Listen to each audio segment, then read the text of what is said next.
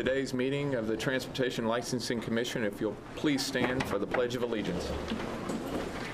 I pledge allegiance to the flag of the United States of America and to the republic for which it stands, one nation, under God, indivisible, with liberty and justice for all. Pursuant to the provisions of Section 2.68.030 of the Metropolitan Code of Laws, notice is hereby given that if you are not satisfied with the decision made by the Metropolitan Transportation Licensing Commission, you may appeal the decision by petitioning for a writ of certiorari with the Davidson County Chancery or Circuit Court.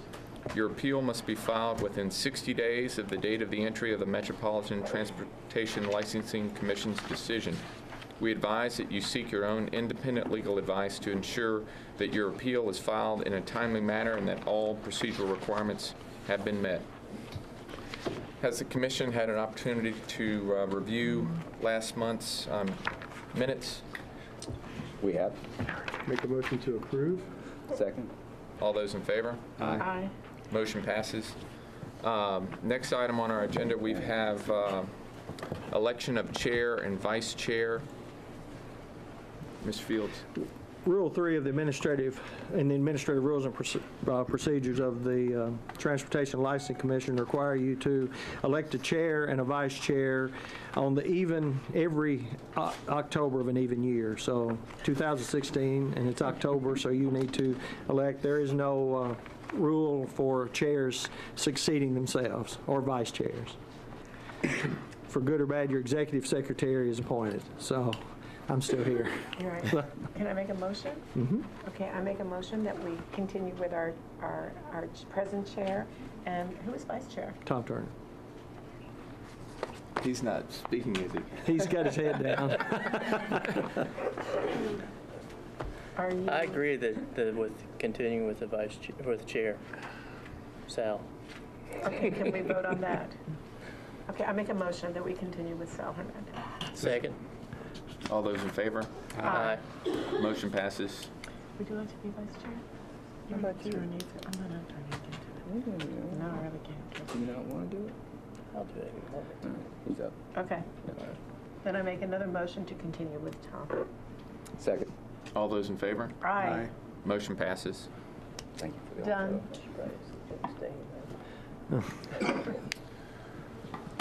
Next item on our agenda, we have low-speed and pedal vehicle application reviews. This was continued from our August TLC meeting. Mr. Fields. In August, you had a hearing involving low speed and and the study indicated a slow-moving vehicle hearing. We'd asked for a study to be done. The study was not ready in August. We asked that you defer, or you can ask to defer, we moved to defer action until the study was prepared. We did receive that study late last week, and y'all were able to receive it first of this week. So we have the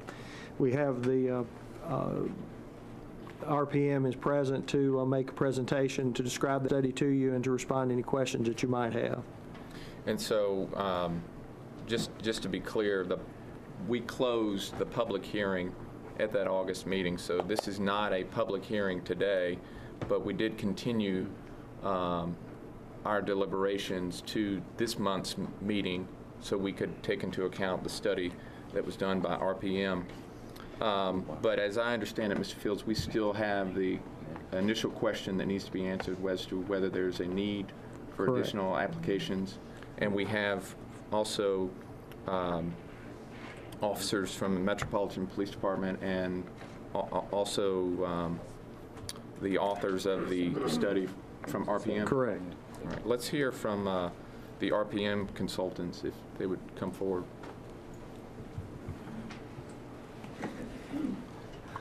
Mr. Murphy. Thank you. I'm Bob Murphy with RPM Transportation Consultants, and as you know, we've prepared the study for what we've called slow-moving vehicles traffic study. So the goal of this was to assess the traffic impacts of slow-moving vehicles to determine their impacts on traffic in downtown Nashville. And as part of our study, we made observations of operations in the field. We collected and analyzed traffic counts and other traffic data. We interviewed some of the operators of businesses and collected and analyzed data that they provided to us. We had discussion with the police department to get their input on the impacts of slow-moving vehicles, and then we also did some research on regulations from other cities across the country to see how they regulate these slow-moving vehicles. And just kind of to establish what I mean by slow-moving vehicles, these are vehicles that have operational speeds of about 15 miles per hour or under. So these are the pedal taverns, the pedicabs, and the horse carriages. Because, you know, the golf cart type vehicles travel at higher speeds, those were not included in our study. So we're just looking at these other vehicles that travel at slower speeds. So currently, just to talk about the existing operations, currently there are 3 pedal tavern businesses, and those are the Nashville Pedal Tavern, the Sprocket Rocket, and the Music City Crawler that have permits. They have a total of 39 permits. The Nashville Pedal Tavern has 10, while Sprocket Rocket has 8, and Music City Crawler has 1. There's one pedicab company that has permits to operate, and that's the Nashville Pedicab, and they have 20 permits. And then there are 5 horse carriage operators, and they total 17 permits. So totally, there's 56 permits for these vehicles in place. And just a little bit more information for the pedal taverns. The Nashville Pedal Tavern is a vehicle that is all pedal powered, whereas the Sprocket Rocket vehicles and the Music City Crawler vehicle, they're pedal operated, but they also have motor assist capabilities. So from reviewing existing operations, we determined, first of all, that there are no restrictions per the code on time of operation, except for horse carriages, and horse carriages operate from 6 p.m. to midnight. There's no restrictions on the roadways that they travel. Pedal tavern trips typically take an hour, or scheduled for an hour and 45 minutes to 2 hours to complete the trip. The pedal taverns typically stop at 1 to 3 bars along the route. And the vast majority of these slow-moving vehicles operate in the Lower Broadway area. They do go elsewhere, but it's the vast majority of them are on the Lower Broad area. Pedicabs typically operate only after 6 p.m. and then especially during special events where they're trying to pick up people who don't want to walk and for their transportation. Horse carriages usually operate on regular routes along Lower Broadway. There's some deviation in where they go based on customer requests, but it's pretty typical that they operate on the same regular routes. Now, moving to some of our analysis, when we were able to get some booking information and operation information from some of the operators, which was really helpful for us in looking at how things operate. And from looking at the information from the Nashville Pedal Tavern, they gave us a month's worth of booking information. And so from that, we looked at that data and determined that they had a total number of bookings, and this is just the Pedal Tavern, Nashville Pedal Tavern, which has 10 vehicle permits. They had a total of 570 bookings through the month, and those generally range from starting as early as 9:45 in the morning and extending to about 9:45 at night. The majority of those occurred on Friday and Saturdays. There was an average of, and just for example, there was an average of about 34 to 35 bookings on Fridays and Saturdays, whereas the Monday through Thursday bookings averaged only about 9 to 10 bookings. Sundays were about 27. So Friday and Saturday are really the peak periods of time. The highest time period is during August. The data that we looked at in August was from 6 to 7:45 p.m. That was about 20% of the total bookings during that period. But during the 4 to 5:45 time period, it was about 15% of the bookings. So it wasn't a whole lot different from their peak time.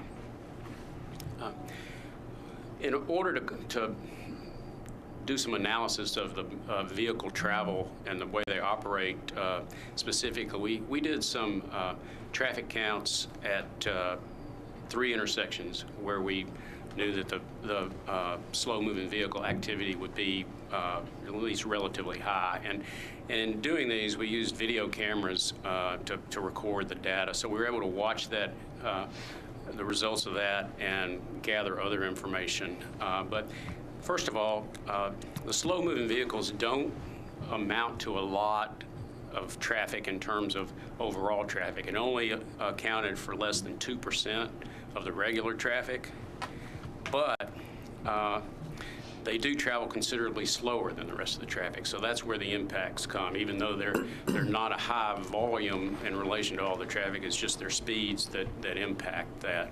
So based on our analysis, we determined that when traveling through an intersection, on average, horse carriages have an average speed of about 3.8 miles per hour. The pedal taverns are about 5.7 miles per hour. The pedicabs a little bit faster, 7.2 miles per hour. But as you can see, we're all in this range of about around 4 to about 7 miles per hour, whereas regular traffic, motor vehicles, our observations show that they travel about 16.5 miles per hour. So it is quite a bit faster through the intersections.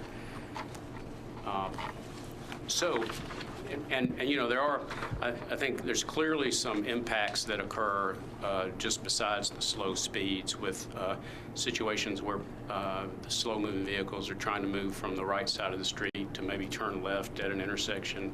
It takes them a lot of time to move over into that lane and then to complete the turn.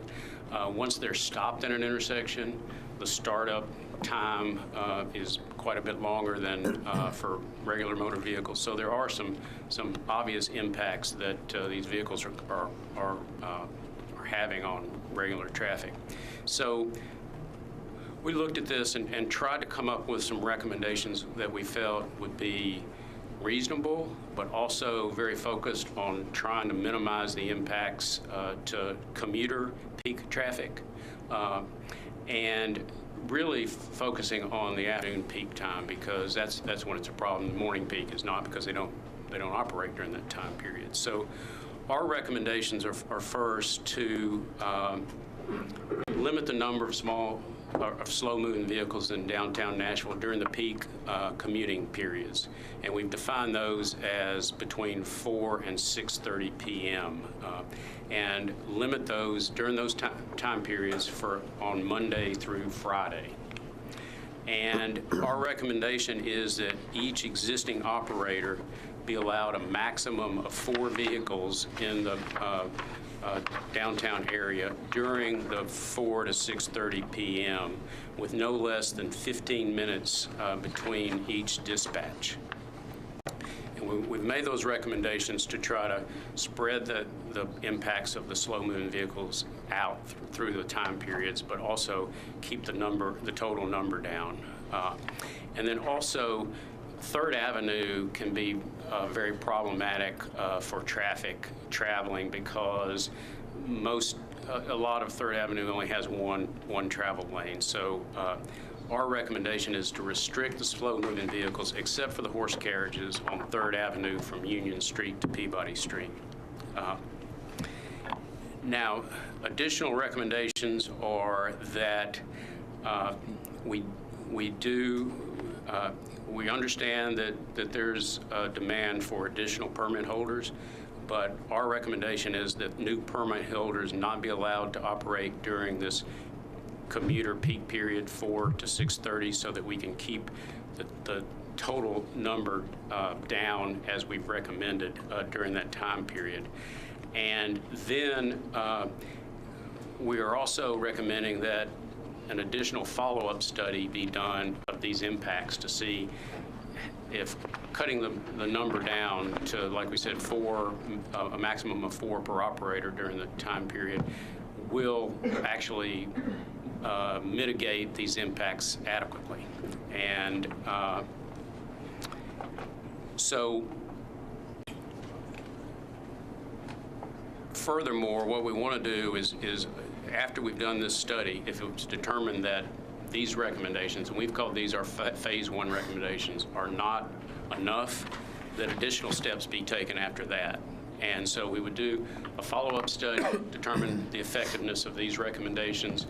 If everything's working fine, then I think we continue with that arrangement. If there's still issues that we're seeing and we feel like we need to ratchet the number down more, we think that should be looked at, and potentially that could involve restricting all operations of slow-moving vehicles during the 4 to 6:30 p.m. period downtown, and then potentially, I think this study would also evaluate whether or not there was needed to be a cap on the total number of permits issued. And I will point out in our research for other cities around the country, many cities, most of the ones that we studied, do have they do have restrictions on the vehicles operating during the afternoon peak period. So we're not doing anything that other cities have not done before. Who are those? What are the other cities? The whole list is in the study, but I know we Portland, Oregon, Chicago, Minneapolis, Savannah, Georgia was one. Let's see. I don't know if I have the entire list or not. Here it is. Chicago, Detroit, Houston. Right. So Minneapolis, Portland, Oregon, Savannah, Georgia, Chicago, Detroit, and Houston. So with that, I'll conclude, and I'll be glad to answer any questions. And also, Sagar Onta and Amy Birch with my office are here in case I can't answer any questions they can. Mr. Murphy, I know that RPM conducted this study at the request of Metro Public Works and also this commission. Did you have any discussions with Mark Sturdivant after the study was completed? He has submitted a letter to the commission today, which he asks us to implement phase 2 immediately. Okay. Have you had any discussions with him about that? I haven't had discussions directly with Mark. We had ongoing discussions with his staff. So I think, I've not talked to Mark today about that. I have a question about something you mentioned, the construction projects that were constricting the streets and causing congestion. How did that factor into the study that you brought to us today? We really didn't try to analyze how that impacts specifically, by location. But I think, the biggest impact related to construction and the slow-moving vehicles is that typically these construction projects are eliminating a lane of traffic. Mm-hmm. And so, what you end up with is what we've seen a lot of, is where a slow-moving vehicle would be in the outside lane, especially on a 4-lane street like Demonbreun is a really good example, going into town at the new office building at the interstate, where they're in the right lane, but they need to get over because it narrows down to 1 lane. So you not only get the impact of them slowing down or trying to go over and merge, but then once they're in that lane, they're traveling, 5 miles per hour or whatever, where everybody else wants to go 15 or 20. So the construction has a big impact, and when you combine the construction the impacts of the construction on the traffic with the slow-moving vehicles, it really is a problem. You mentioned about doing a study later on, and I think most folks expect that the construction projects will decrease or be concluded in a couple years. Right. Would that be a time to reevaluate some of the recommendations you're making here? It could be. I think one of the things that we did evaluate, should we go to a total ban? And the reason we didn't is we thought, that it may be worthwhile to kind of ratchet it down and then analyze it and then see if we had to take further steps. But our recommendation on that is that the second study would not be done before like about 6 months, because we feel like you wouldn't really get worthwhile data until the spring or summer. But I do think whether or not the impact of construction, how that will relate to this issue is important too. But I still think there's places where there are a number of situations where there's not construction, where they still have impact because of a lot of it is just a slower, particularly on a two-lane street, slower vehicle operating speeds, and then when they want to especially make a left turn, that also impacts traffic. Thank you. The other cities that you mentioned in which already restrict operations from peak hours, like Portland and Minneapolis, Savannah, were you able to go back and review their decision-making process as to what led them to implement those restrictions? No, I don't think we went to the detail of trying to find out why. Okay. I noticed too that a number of those cities restrict the time in the morning. We didn't look at that because people aren't operating in the morning, but it would be, what would your thought be on operating in the morning rush hour? Would it be the same as operating in the afternoon rush hour? I think you'd have a lot of the same problems. I mean, the morning peak is a little bit lower than traffic-wise in the afternoon, but it's still pretty high. And Okay. And then I got a question about what might be called like a third peak, which would be the, I guess as an event closes and we have an additional peak in the later evening.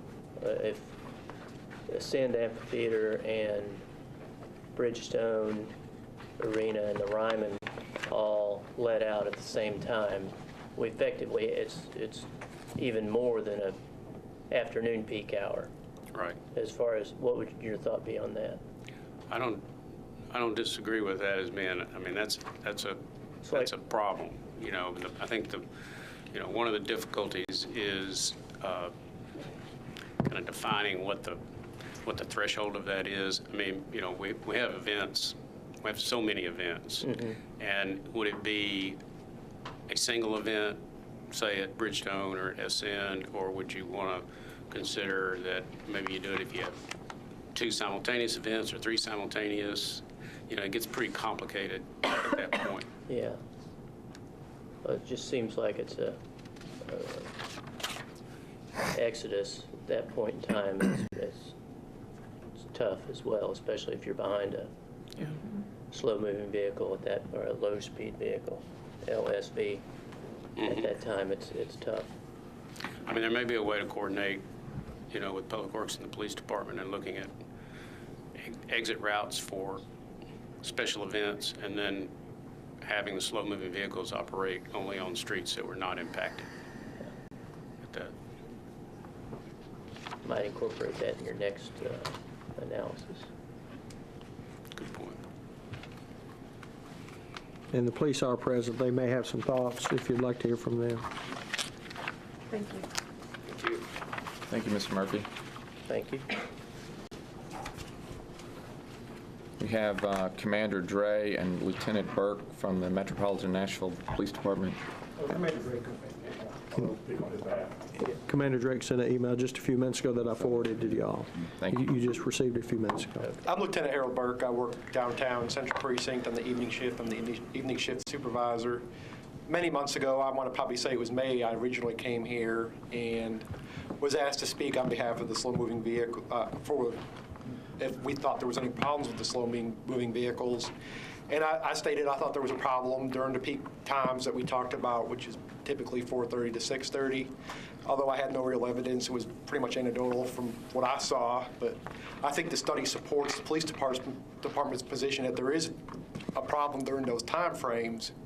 In addition, Commander Drake also asked that for the time being, while we're evaluating what we're going to do, that we don't issue any more permits for slow-moving vehicles downtown, and maybe revisit that later on and see how everything's going, implement at least the first recommendations that was done in the study. Somebody asked a question about the slow-moving vehicles during concerts and whatnot. Typically, when concerts let out at the Bridgestone, for sure, we close the roads down there, so they can't be on the roadway anyway. Not in that area, anyway. Well, right, but they're where the cars are. The cars aren't where the road's closed, right? Right, they're going to be, well, Broadway's They're where the typically traffic's trying to closed move. between 6th and 3rd. We do a closure between 3rd and 8th Yeah. Avenue from DeMumbra into Commerce Street, limiting that downtown core Right. where all vehicles have to egress straight towards the interstates, and then we do diversions to keep the rest of it flowing. But if they're rolling around, they're going to be on one of those If they're streets. caught up in the hub where Right. we're That's trying to correct. move traffic, it'll really do. Yes. Any given time, the arena lets out, you have 17,000 people attending a hockey event. Concerts vary depending on seating and ticket sales. Of course, the Ascent somewhere around 9,000. And then when you have that perfect storm of an event at the Nissan Stadium, you'll have an event at the Ascend and a concert, which just happened a couple weeks ago. We had that very same event, and we had one similar where we had Ascend, the sound. You throw in the Ryman and the Symphony, and they're all getting out within 45 minutes of each other. It's tremendous that we're having all these events, but it makes for some serious congestion. It's a first world problem. Yeah. That's very true. Did you guys have any questions for the police department? What are your suggestions from the street, from what you said? We would like, the police department would like to see, at the minimum, it be restricted between the hours. Time period. Correct, that were made in the recommendation, and not issue any permits at the current time, and revisit that later on and see where we're at. Okay. Mr. Fields, do you know how much this study cost? I do not. Restricted, which is phase 2. Everyone's recommending that we go right to phase 2.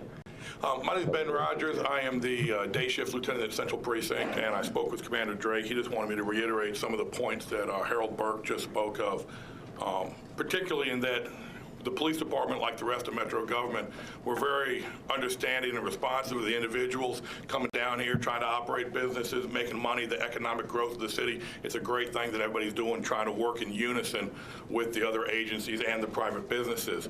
At the same time, we're trying to balance public safety with the commuting public as far as traffic and convenience, because if we make Nashville so commuter poor, it limits people that want to bring their businesses downtown. All we have to do is look at the number of cranes in the sky to see how many condos, high-rise office buildings, new event facilities and hotels, to see the growth that we're happening. And all of these things, I mean, hundreds and thousands of more cars and people coming downtown every day. Meanwhile, we're also looking at major infrastructure changes. I know Public Works is doing some serious engineering studies, looking at the pedestrian safety projects on Broadway, trying to keep traffic flowing, trying to increase pedestrian walkways. And then we also got long-term mass transit projects going. All of those things combine to make a lot of input into the traffic and commuting future for Nashville on a daily basis, and limiting slow-moving vehicles during the peak hours is something that we're very much in favor of at this present time. And I think you brought up a great point about we didn't really look at the morning hours, but I arrive at work at 6 o'clock in the morning. I get in before there's a lot of traffic. By the time we get out on the street, there is that congestion. If, as we grow as a city, we start getting more and more tourism coming in early in the morning, or there are special events, these things could impact morning traffic. Like the special events that you mentioned during our routine special events, the concerts, the sporting events, the hockeys, those things are an issue problematically. And then when we have major festivals in town that last from morning until sunset, like during the CMA Festival or any of these other major events that have street closures and Broadway, I think having some kind of an option where with proper notice and everything, we might want to even consider something that, look, we know we have major events coming up 6-8 weeks from now. Put businesses on notices. We do that downtown with street closures. We do it with the sidewalk encroachment. We do it with other transportation issues where we give people notice and they have to adjust their schedules to again, accommodate the greater, bigger, larger pictures of the city as a whole. So I know that we want to grow in all areas, and like you made the comment, first world problems. Everybody wants to come to Nashville. So maybe taking a slow hold on things. Let's see how our traffic plan develops. Let's look at how the mass traffic produces. Let's look at the Broadway safety plan. Delay increasing what we know is already making a congestion problem until we have some of these other major long-term issues, get a better handle on things. And then in a couple of years, as some of the construction dies down, some of the major facilities are open, we got the more hotels and the business commuters, then the traffic patterns are going to change as roads open and close and operational buildings come online. It might be good to revisit it in a couple of years when some of this inner growth is done. You know, when we don't have a dozen cranes up there spinning around hauling concrete and steel, it might be a time to revisit it and say, hey, maybe we're got to pause on the growth, and it'd be a good opportunity to revisit transportation plans. But the current limitations of the study, like I say, from an operational standpoint, I work a lot of the special events. I've been downtown off and on for 20 years working for this city. Love every minute of it, but we're at a point where the growth is overwhelming our current infrastructure and ability to handle it safely. So we appreciate y'all doing the study and taking their results into consideration. I got a question. Yes, sir.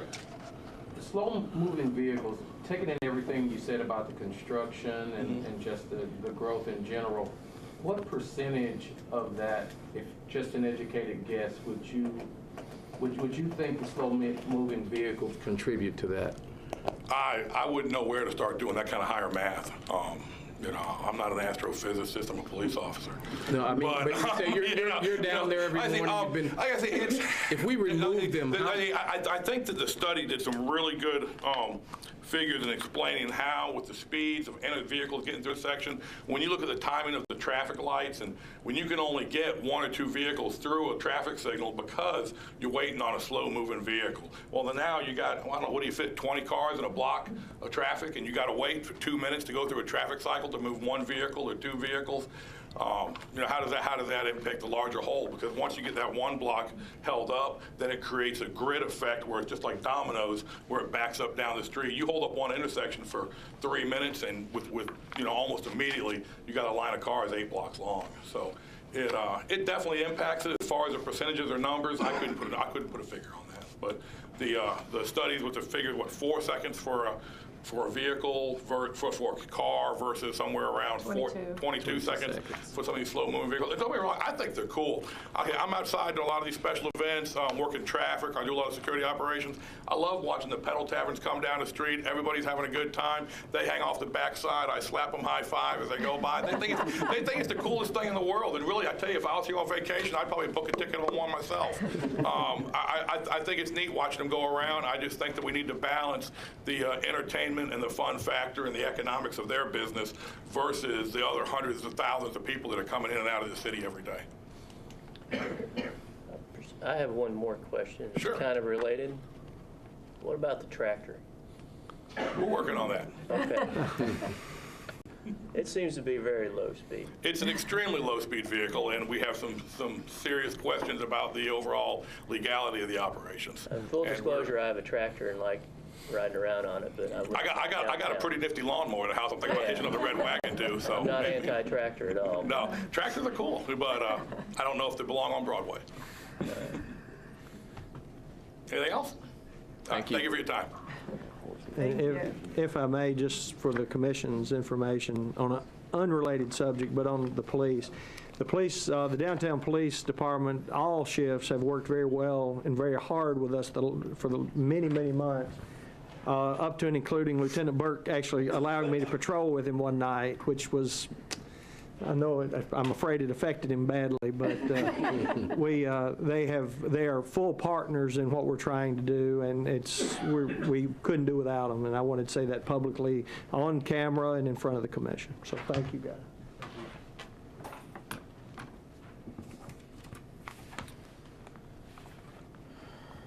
Well, we have an important decision to make.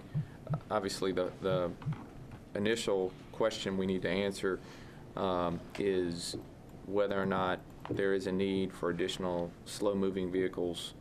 We can choose to answer that in conjunction with low-speed vehicles, too. It may make more sense to answer it separately. You have two, they're operating under two different ordinances. Both of them have very similar provisions of determining if there's a need, a need for the reason of public convenience and necessity, and if they, at a standard, meet the minimum for additionals.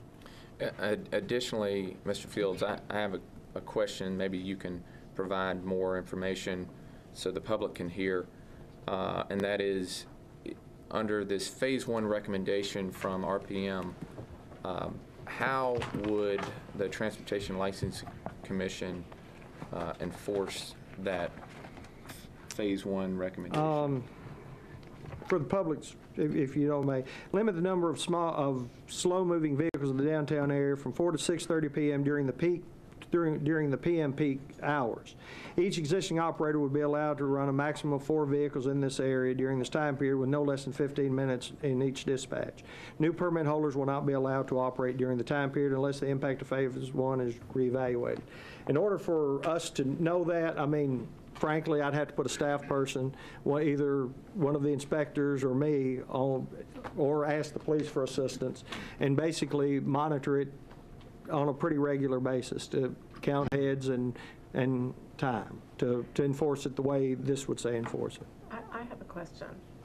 With traffic being the #1 issue, when you talk to people about Nashville, traffic being the #1 issue at this time because of all the construction, is there a reason why we wouldn't just implement Phase 2 right now and maybe reevaluate that at the end of the spring?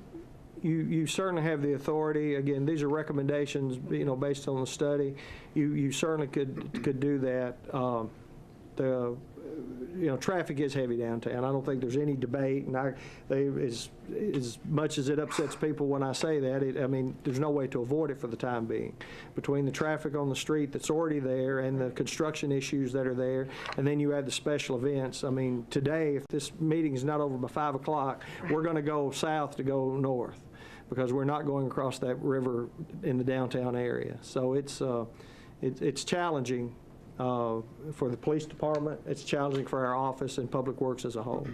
Well, as Mr. Murphy stated, and this study is very thorough, and it does offer some nice analysis on the amount of time it takes for slow-moving vehicles to proceed through intersections. It gives us some good stats on the booking information, at least with one of the Petty Tavern companies. And importantly, it gave us some comparative analysis with what other cities are doing. And I think that is, for me, the most convincing proof that, Nashville should do something about restricting during peak time periods. And I don't think it takes another study for us to determine that the Phase 2 recommendation would be something we should strongly consider implementing right away. In terms of just for the benefit of everyone, in Chicago, the restricted hours within the downtown area, weekdays 7 a.m. to 9 a.m., then 4 to 6. In Detroit, within the Central Business District, weekdays at 7 to 9:30, and then 3 to 6. Houston did not have a response there. They have restricted hours in Savannah from 9 to 5 daily. Wow. in certain areas. Monday through Friday? Well, I think all day. It doesn't say, but at least weekdays. Phase 2 would be easier to implement or to control than would be Phase 1 regarding This is restrict, and that's Restrict, limit. yeah. You'd have to count the number. basically prohibiting anybody from 4 to The- 6:30. The restriction that's being suggested, if you're in Phase 2, is very similar to the restrictions that the horse and carriages currently have. They're required to leave the street, I think, at 3 o'clock, Yeah, 3 o'clock Three and- weekdays and 6 p.m. and so 3 to 6 each day. The carriages are off the street, and they're not allowed to come onto the street till, I think, 9 in the morning. yes. Because I don't think you're going to have the personnel to go down there and count heads in Phase 1. And if the officer saw somebody down there with the pedal tavern or pedal cabs from 4 to 6, they would be able to enforce it with a citation. Yeah. for a police department to regulate, to be honest with you. But if we restricted it and you saw somebody, you could write a citation. Do we want to include 7 a.m. to 9:30 p.m. in Phase 2, in our Phase 2 recommendation? In other words, a morning A morning restriction. restriction. Right, they don't operate that That much, but, They've not come out. so at it wouldn't that bother them time. at all, then it wouldn't really make a difference. Isn't that what Mr. Murphy said, is that they're not operating in the morning? Correct. They've not made a request. In order, the carriages, in order to operate during the daytime, have to make a request of traffic and parking. Traffic and parking then has to approve it, and they approve them on a 60-day period. That would be the pedal taverns as well, right? Well, we could certainly have the same sort of a thing, and we limit them to have one carriage each. But I think what you're really talking about is that is the rush hour and then the PM rush hour. So Right. it wouldn't be difficult, again, if you wanted to put a time, a 7 to 9 in the morning and a 4 to 6 or whatever you decide to do, you could do that. And that would, again, from a timing standpoint, it's simpler to, when it's very clear they're either there or they're not there, it's easier to enforce it than Right. you could have 2 or 3 or whatever. And taverns typically aren't as crowded in the morning as they are in the evenings. Right. I'm not at taverns in the morning, but I certainly will be glad to investigate that beginning next week. Well, that was a question, so I Yeah. appreciate the Yeah, honest answer. I'll begin going next week, early. But this isn't just taverns, this is also the pedal cabs and Right, it's all the- whatever. I wouldn't. It's be- all the slow moving Right. vehicles. No reason not to include it, and this way we could save ourselves another hearing. If they're not running during those hours, then putting it in there really doesn't make a difference. It doesn't affect them negatively. Right. Do I hear a motion? Well, before I make, yeah. I would make a motion at this time, if that's okay. That's fine. For implementation of Phase 2's recommendation restricting the SMVs from 4 to 6:30 p.m. Monday through Friday, and I would add also from 7 a.m. to 9:30 in the morning. And I would also, I guess the second part of that Phase 2 recommendation is that we,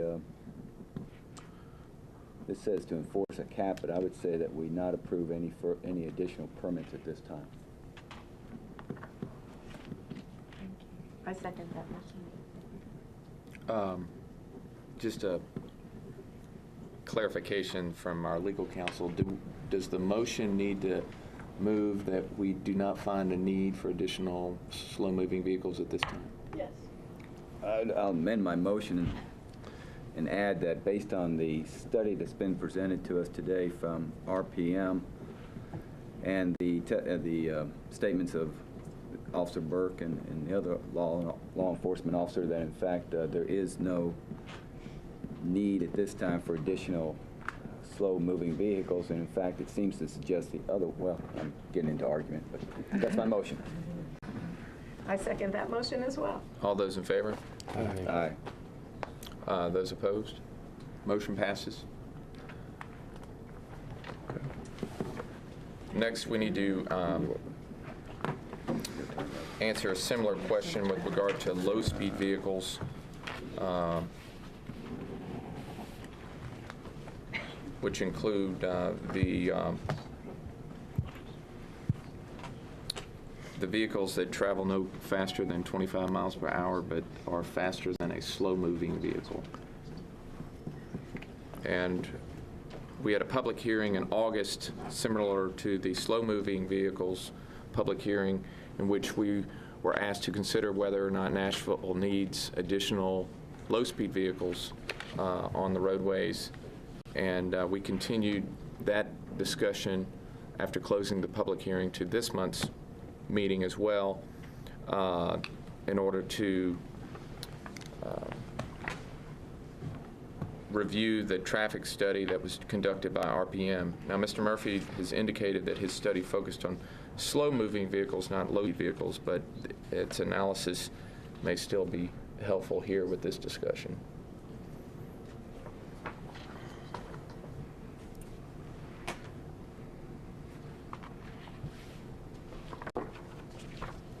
The actions you would need to take are very similar to what you just dealt with the pedals, in terms of findings and any actions you'd like to take on the applications. The director for Metro Public Works emailed everyone on the commission and our director this morning indicating that he was not able to attend the meeting, but he has asked us to consider not approving any additional permits for low-speed vehicles at the present time, and to implement a similar restriction of operations that we've just implemented for slow-moving vehicles as well.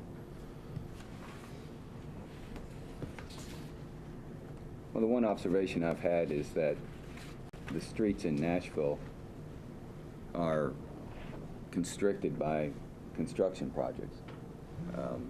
Church and 4th. Just this morning when I was walking down 4th to go to the courthouse, was down to one lane and half a lane in one spot, and both sides of it had construction projects going. And the traffic was backed up all the way down to Charlotte, and affecting the traffic on Union. These projects will be completed, and I think as the officers said, there's a number of different proposals that are being considered, but one of the things that's going to clear, eventually our streets are going to clear up, and I think we can revisit this at that time when we finally have all lanes of traffic flowing. I would make a motion very similar to the one I just made on the slow-moving vehicles, that we again implement the Phase 2 as was amended in the first motion, restricting the slow-moving vehicles from 7 to 9:30 in the morning and 4 to 6:30 in the evening, and that we also not issue any additional permits because there's no public necessity for it. And you meant LSVs, not SVs? Yes, I'm sorry, LSV. Yes, I'll second that. All those in favor? Aye. Those opposed? Motion passes. For clarification, the carriage is already governed by the Traffic and Parking Commission, and they have already established the hours. And I'll share your motion with their staff. But the carriage is already in about the same time period anyway, so I don't think it will be an impact for them.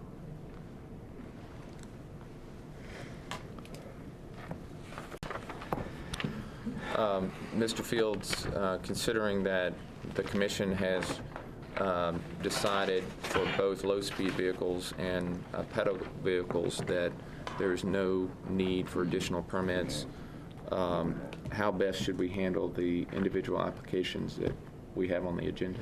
I think, and I'll look over the lawyer, because I trust Ms. Ladd, but it strikes me that if there's no finding and you've decided there are not any, then their applications are denied by that action, without taking action on each one. Is that? I agree. All right. You taught me pretty good. Moving on to the next item on our agenda, we have other passenger vehicles for hire. We have company applications from a number of different companies. Mr. Fields? Each of the companies have made their applications, and each are required to have an appearance before the commission. All of them are in order, and we'd put them to you for your consideration.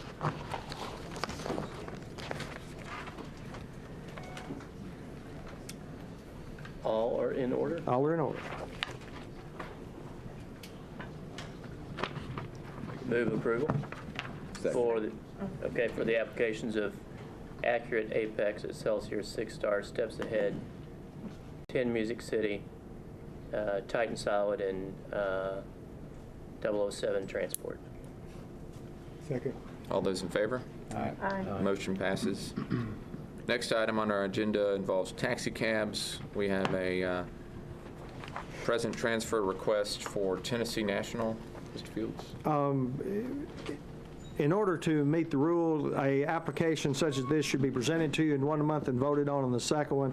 You'll find that on your agenda, I've actually asked you to confirm one that I put in front of you last month, that we should have just had it for presentation.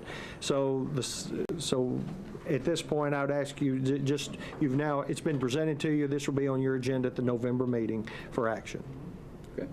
And again, under other business, we'll ask you to confirm what you did last month for Pink Taxi and Quick Cab. Unless you take that action now, that's your call.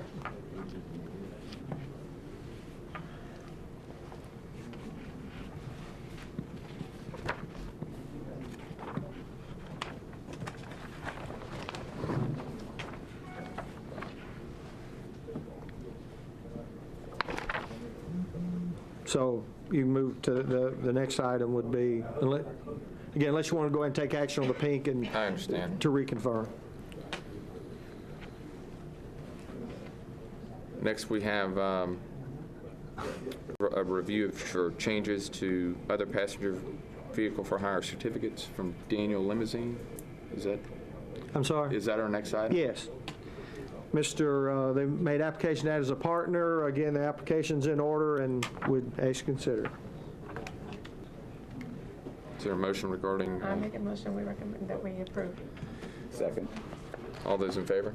Aye. Motion passes. We also have a driver application for Alaloo Hoke. Mr. Fields? In making his application, he failed to list a reckless endangerment in 2014. It is not a felony reckless endangerment, or he would be disqualified. It is simply a reckless endangerment, but he failed to list it on his application. We do, or you just ignore it? No, we had to present it, and then next month we approve. You voted today. You voted? I did. What was the outcome of your reckless endangerment? Well,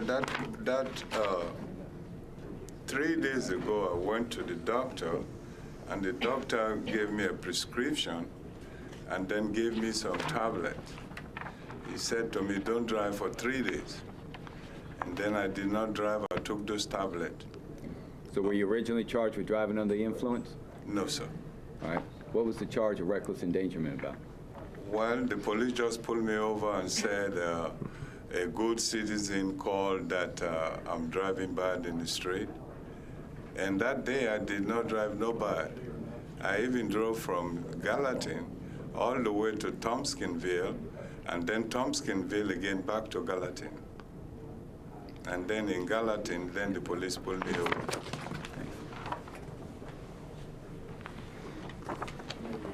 So someone called the police and they stopped you, and there was a complaint that you were driving erratically. That's what the police told me, sir. And you were charged with driving under the influence initially, right? Well, the police take my breathalyzer and then give me this test on the road, and then he did not find nothing. The only thing he found there, he said the prescription the doctor prescribed for me is what is in my blood. No drugs, no alcohol. Is it Mr. Hoke? Yes, sir. Mr. Hoke, are you telling me you were not charged with driving under the influence? No, sir. You were not? No, sir. And you didn't later plead to a lesser charge of reckless endangerment? Well, the lawyer I got, he told me I got to plead for that charge, sir. Kind of the dance that you're asking. Yeah. I think We're not trying to lie. When you first came into court, what were you charged with? They did not charge me for driving under the influence of a drug or alcohol. Okay. But they did charge you with driving under the influence. Well, you can't call that an influencer because I was not under the influence of nothing like only the prescription. I even showed the judge the bottle that I got from the doctor. Why didn't you report your reckless driving conviction from just 2 years ago? Well, I was in my private car, sir. I was not driving a taxi. And you just got off probation. Yes, sir.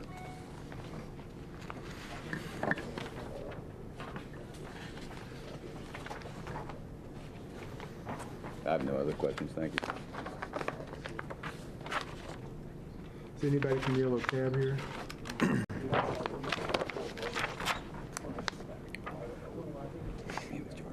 That's usually one of our requirements, is that somebody, Typically, they would have someone here, and clearly, if you wanted to take action and make it contingent on, if you wanted to approve it for that particular company, then we would restrict it to that. If they did not, we would not give him the permit until he came back in front of the commission for an assignment. that's fine, I was actually just asking. Your application for a driver permit requires you to disclose all arrests or convictions regardless of the reason. It doesn't, the question is not limited to why you're driving a taxi. And your failure to disclose that on your application is the reason why you're before us today.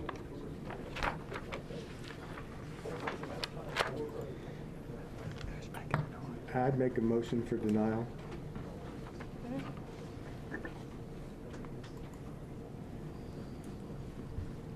Is there a second? I'll second it. All those in favor? Aye. Aye. Those opposed? Motion passes.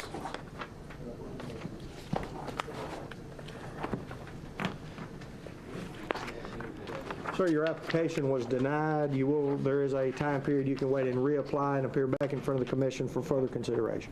All right. Thank you. What is that time here? I think it's 6 months. It's either 90 days or 6 months. I'll have to look. Next, we have a number of applications for wrecker and towing services from Mr. Armstrong, Mr. Herrero, Mr. Troop, and Mr. Parker. Mr. Fields? Mr. Armstrong, would you come forward, please? In making his application to be a driver, he would be driving for JD's Towing. He failed to disclose a theft over $1,000 charge. He disclosed other issues, but he failed to include that in his application. That charge was in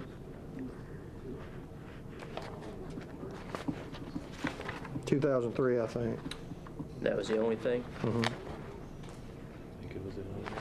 Did you say theft over or under 500? I think it was in 2001. Although it's not. Theft over 1,000. Yeah, that's what I'm not seeing in this In application. 2001? I don't have, unfortunately, I've left part of this file. Actually, it's on here. unless it's- He did have theft over, I apologize for that. It would have been, I'm sorry for that particular felony convicted, special aggravated. It was actually, let me make sure, it was, I can't answer. I must be missing a page because it's not here. Do you have his file? It's on the second page of his file. Yeah. He's looking to see if there was something. Because that theft is there. Theft over $1,000 in 2001. Yeah. Item number 2. What I'm not finding is in the record. What was the outcome of your theft charge? It was dismissed. It was dismissed? Yes, because there was other charges. I was convicted of other charges. That charge was dismissed. So part of the plea bargain was to dismiss that theft over. That was in traffic, Judge. You couldn't charge me with robbery and theft at the same time. So Okay. they kept me with the robbery charge and dropped the theft charge. Otherwise, he'd be qualified. It was 15 years ago. Correct. Right. So you're saying there was two charges, the robbery and the theft charge, and you pled to the robbery charge and dismissed the theft? No, there was two charges. There was a total of 6 charges. But in the same instance, they charged me with both of those, and the judge said I couldn't be charged with both, so they kept me with the robbery charge and dropped the theft charge. I make a motion to approve Second. 15 years ago. I have one more question. Mr. Fields, does Mr. Armstrong have the proper driver's license classification with the proper endorsement? I do now. He has to have just a driver's license, all that's required for that particular size vehicle, and an F endorsement. I make a motion to approve. Second. All those in favor? Aye. Motion passes. All right, thank you. Next, we have Mr. Angel Arturo Herrera. Mr. Herrera, When would I be able to get my permit? come to the office tomorrow and you'll be able to pick it up. All right, I'll be there. Thank you.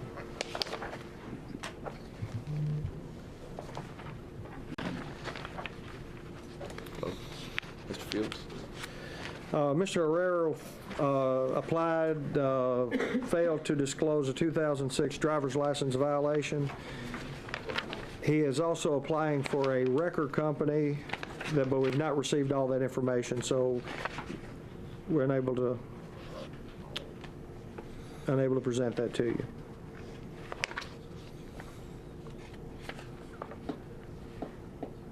So this is a driver application? Right. For which, All this is a driver's application. which company? He does not have a company. He would like to open his own company, but he does not have a, that I'm aware of. Do you have a company you're going to drive for other than the one you No, want to? just going to be on my own. Yeah. Now, you actually have a wrecker now, is that correct? Yeah. Now, you've been cited by the, and I would normally, but since you've asked, you've been cited by the Codes Department for violation of several sections of the Metro Code. You received this letter, this information from the Codes Department? Well, the Codes Department says that he's in violation of 16.24.330, which is where trucks are being parked on residential. You know that? Yeah. An improper land use, it's not zoned properly, so one of the things that, what I suspect's happened, you correct me, what you've done is you've got a wrecker and it's at your house. The Yeah. Codes Department came to you and said you can't park it here, and have you moved the Yeah, wrecker already since moved, then? yeah. Okay. So he's still, again, you don't have a company other than your own. You still intend to apply? Yeah, I tend to apply it. Okay. Do you typically get the permit first and then you apply for a company, or you have a? That's what I'm waiting for. In order for him to operate his company, he's got to get the company permit, of course. Now, if he wants to drive for another company in the meantime, he can. The ordinance does not specifically require that you assign him to a wrecker company, as opposed to the taxi cabs, which you are required to assign. Cab drivers have to be attached to a company. But will he have to come back before us with the company, so we approve it? If he fully discloses and all these codes issues are out, he would not necessarily have to come back in front of you. That's fine. If there are any continuing codes issues, then he would have to come back. In other words, he'd have to answer for that, because any violation of the Metro Code is also a violation of the ordinance that this operates on. And what was the reason why you did not approve this? He failed to list a 2006, it was a driver's license violation. And what was that? What was your driver's license violation? That date, I forgot my wallet at home, so I went to Walmart and police pulled me over. I said, Oh. I forgot my wallet. So the same in court, I showed my driver license, and that's it. They dismiss. I make a motion to approve. Second. All those in favor? Aye. Motion passes. Thank you, Mr. All right. Herrera. Next is William Clark Troop. This was a deferral from our September meeting. We received a email just prior to the meeting from the company from which he would be going to work. He was deferred from the last meeting, and they sent an email to us asking that we not hear it, that you not hear it today. I emailed back asking if they intended to hire him, and I did not hear from him. I did not hear back from them about whether or not they had planned to hire him, and there was a problem getting here today. I make a move to defer one more month. Second. All those in favor? Aye. Motion passes. Next, we have an application from Mr. Christopher Parker. Field.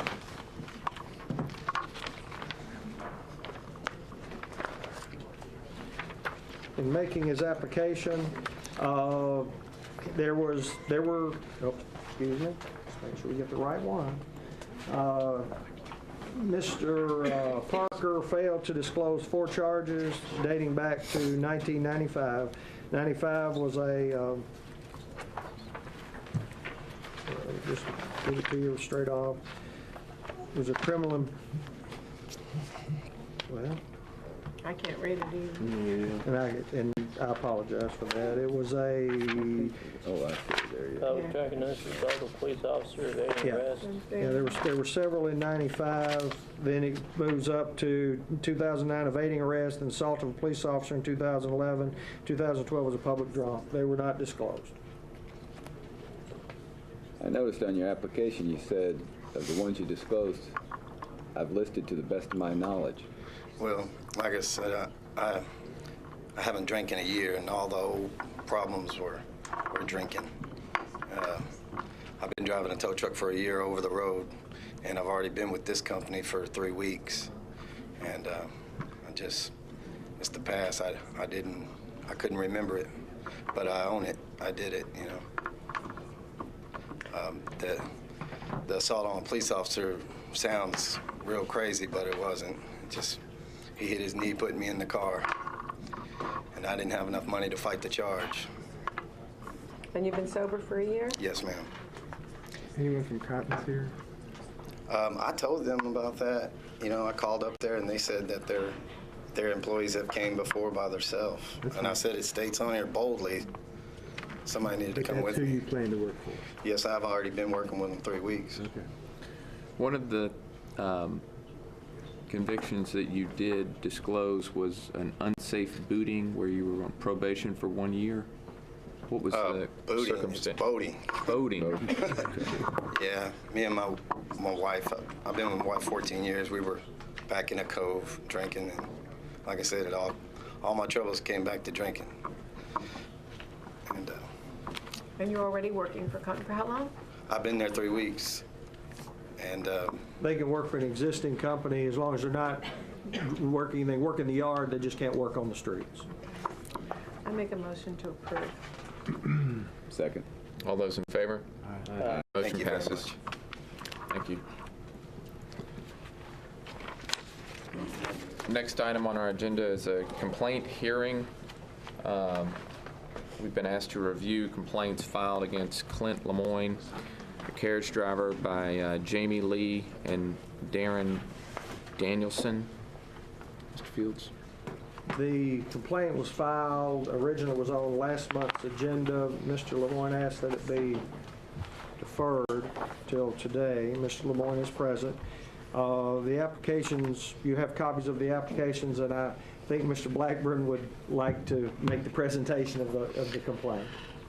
Thank you, Mr. Chairman, ladies and gentlemen. I choose to do these things in hopes it'll be organized a little better and be presented a little more directly. This is a simple matter, but an important matter and an unfortunate matter. This is the latest occasion upon which Mr. Clint Lemoyne has been before you. The difference on this occasion is twofold. One is there are videos of him doing what he's accused of doing. Mr. Smith, Sugar Creek, purchased for his employees these cameras, in fact, body cameras as police officers use. In fact, I believe these are the ones that Dixon County Sheriff's Department uses, that type. And what this will show is that on 2 occasions, Mr. Lemoyne was aggressive with his vehicle. On the first occasion, he backed the vehicle directly into Miss Lee's, into her horse, Pearl, causing that horse to back up. You can hear on the video a horn sounding. That's the vehicle that's behind her. And so on the second occasion, Mr. Danielson was trying to protect her and the animal, Pearl, from the same sort of behavior. And he stepped up, and Mr. Lemoyne continued to back his carriage up and said, "If you don't move, I'm going to run over your foot." And there were a great many more things that were said that I won't say on television. It did run over his foot. He has a crushing injury to his right foot that's going to require a replacement of a device that had been placed on his foot several years ago as a result of an automobile accident. That has to be replaced. This has been reported to the police department. We have submitted to you, you should have, I have some extra copies of declarations by both of these individuals which lay out these matters in some detail. We are pursuing, and I think a warrant will be issued. It's been assigned to a police detective. It's as simple as that, and this is not the first occasion with Mr. Lemoyne. What do you expect the warrant to be in? What kind of charge? Some sort of assault charge. The key, of course, there's no question about whether the vehicle backed up. There's no question about whether it ran over his foot. We have medical records to prove that. The intent, or whether it was negligence or an accident, is the legal issue, and that's why these declarations were submitted to the police department to support that, because he was threatening to do it when he did it. It's an injury it'll be several $1,000s worth of medical attention based on my experience. It's not been done yet, so I don't have any bills here, and this is not the proper place to present those anyway. What kind of relief are you seeking from us today? We would like for Mr. Lemoyne's privileges to be revoked. He's a danger to others on the street.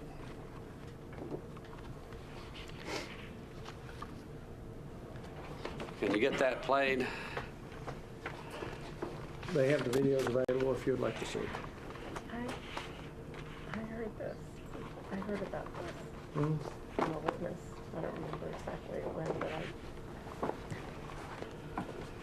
And these are both in late August of this year.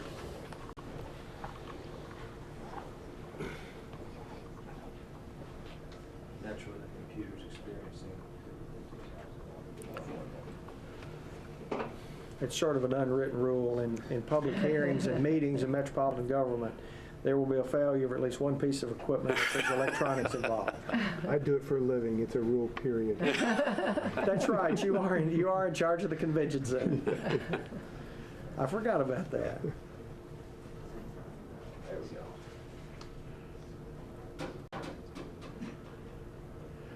I should have brought my laser pointer. I love my laser pointer. That's the height of my technological knowledge.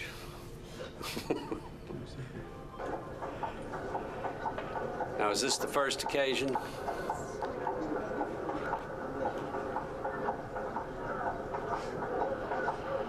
Now, is that 3.8 miles an hour?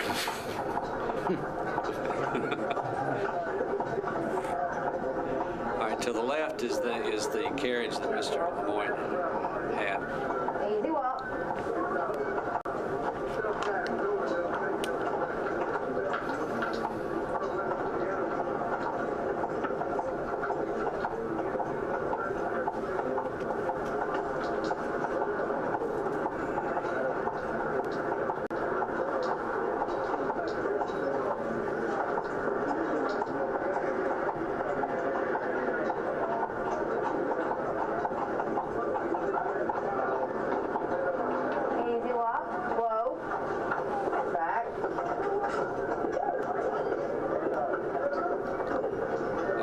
He's backing up now, and you see the horse backing. That's the car behind. Walk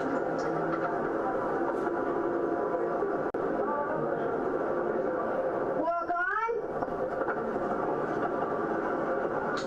Whoa.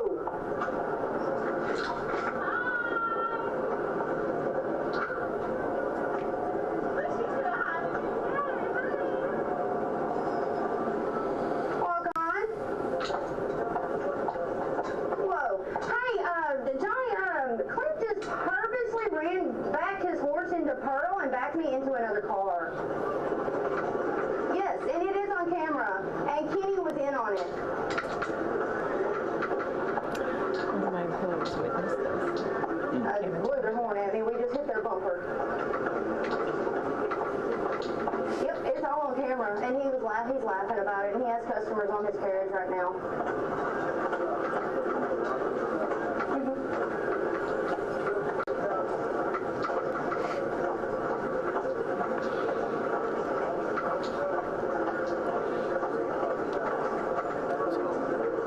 I believe that's all of this. Right. May I comment on that?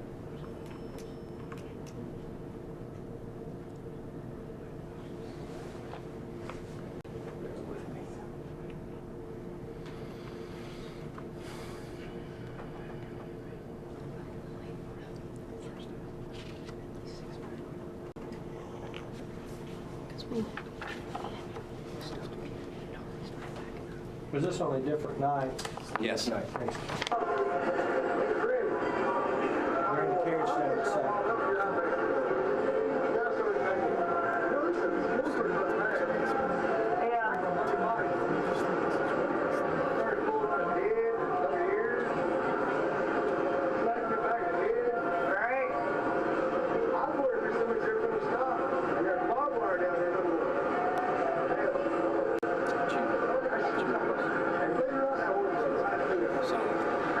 The voice is a homeless man.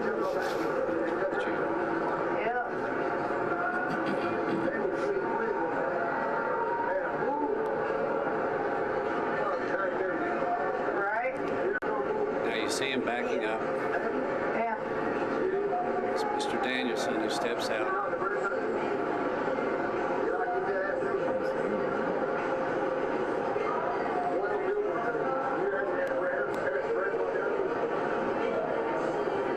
Trying to protect the end.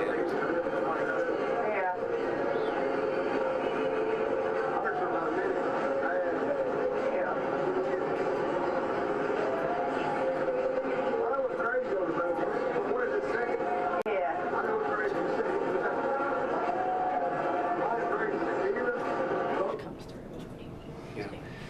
When you saw him backing up there, that's when he struck Mr. Danielson's foot. You obviously can only see the carriage backing. You can't see the feet or the bottom of the wheel, and that's why I asked him to give a sworn statement about it. His sworn statement, and he's here to answer your questions, is that he was saying some very profane, inappropriate things and said, if you don't move, I'm going to run over your foot. That's a paraphrase.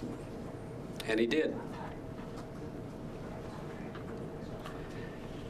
Are these the statements you submitted to the police department? Yes.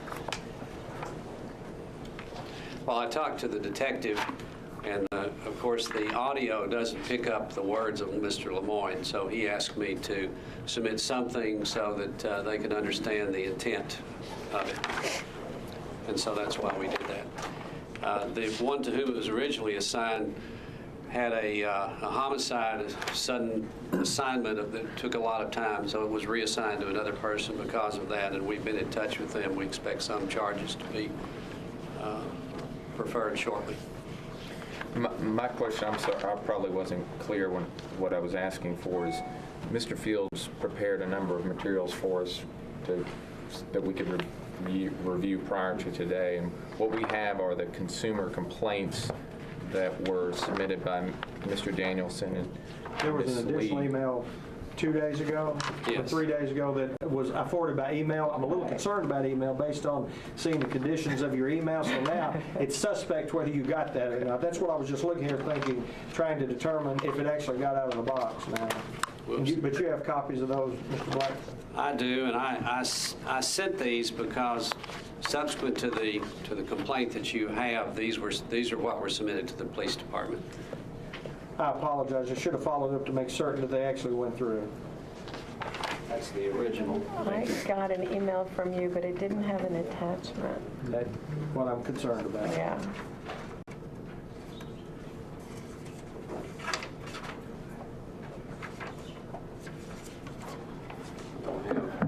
I didn't anticipate anything off the top. That's okay. We can share here. Yeah, we're fine. I'll let you guys Oh, go here, through it. this is good. You read faster than me. You understand it better than I. Yeah.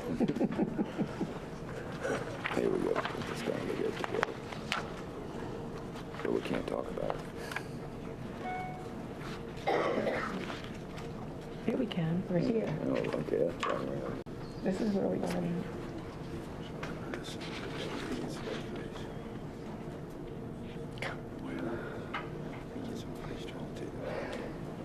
This does happen, though. I get told. I'm sure you do also. He's ruthless.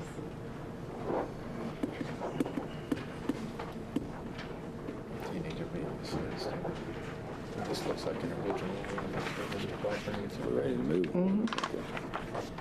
You read faster than all of this.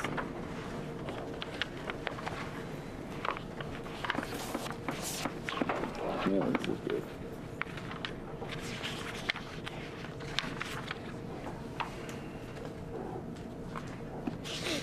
I actually read it from here first.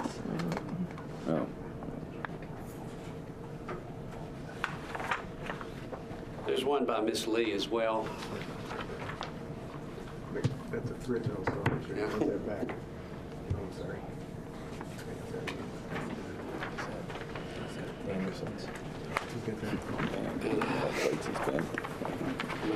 Point out, Mr. Chairman, there was Miss Deborah Cox made a similar complaint on not involving personal injury some time back, and there was no action taken on that because it was proverbial he said, she said. It was actually that incident, I believe, that provoked Mr. Smith to get his cameras. There are other employees here who will tell similar stories if asked, not about this particular incident, but others.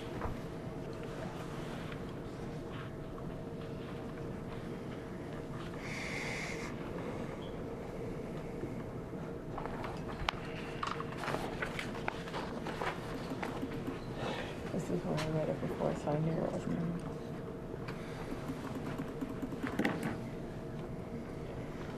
Why is he applying for a permit? I think that's just showing us his old, what's Oh, the that's date of old? that? Yeah, I thought. The application for permit, that's just an old application? Yes. Okay. And well, there's actually an application next month. You have public hearings next month on carriage permits. That may have been mooted by your action earlier today. You're talking about Sugar Creek's application for addition. If others were going to apply, he was going to apply. If I heard you correctly, you're suspending those applications for the time being. I was going to actually ask for clarification prior to the end of this meeting to make sure we needed to proceed. Well, I understood you were talking about different vehicles, but the concept was, principle was the same. And it was for additional, it wasn't for existing. Right.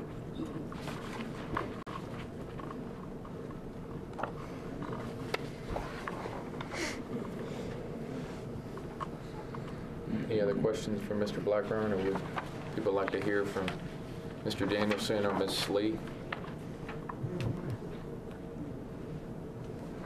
Would anyone like to hear from Mr. Lemoyne? I would. Thank you, Mr. Blackburn. Thank you. Good afternoon. Good afternoon.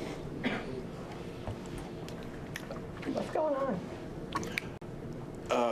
As I stated the last time I was here, there is a personal vendetta from Mr. Johnny Smith, the owner of Sugar Creek Carriages, against me.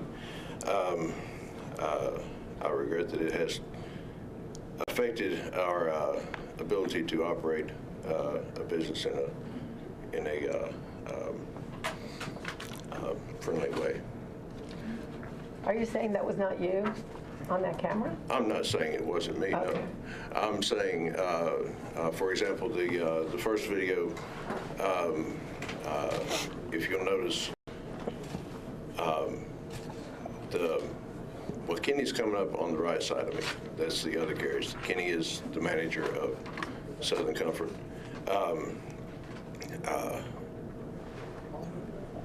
Right before I stopped on that video, you'll notice the horse Pearl, her head was basically in the back of the carriage that I was driving.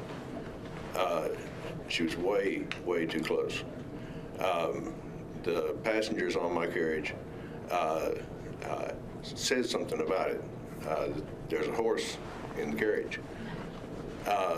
So yes, I did stop short of the light. And when I did pull back too hard on the reins, the horse backed up. It happens. I would apologize, but nobody would accept an apology from me. You didn't apologize, you laughed. I mean, we all heard that. So, I may have laughed. I may have laughed with the customers. I wasn't laughing at them. But I talk to my customers on a pretty constant basis. So I don't recall exactly what was said, but I did have some conversation with Kenny at the time as he came up beside me, and with the people on the carriage. I was speaking with them at the time. And then on into the video, after we crossed the intersection, although she isn't as close as she was when I had stopped short of the light, she was, again, too close to the back of the carriage in front of her, which this should be, in my opinion, a rule that we should have a certain space in between the carriages so that this type of thing doesn't happen. And as far as the second part of it, I was in the front of the carriage stand. We're running into the same problems that we had when we were parking the carriages on Broadway.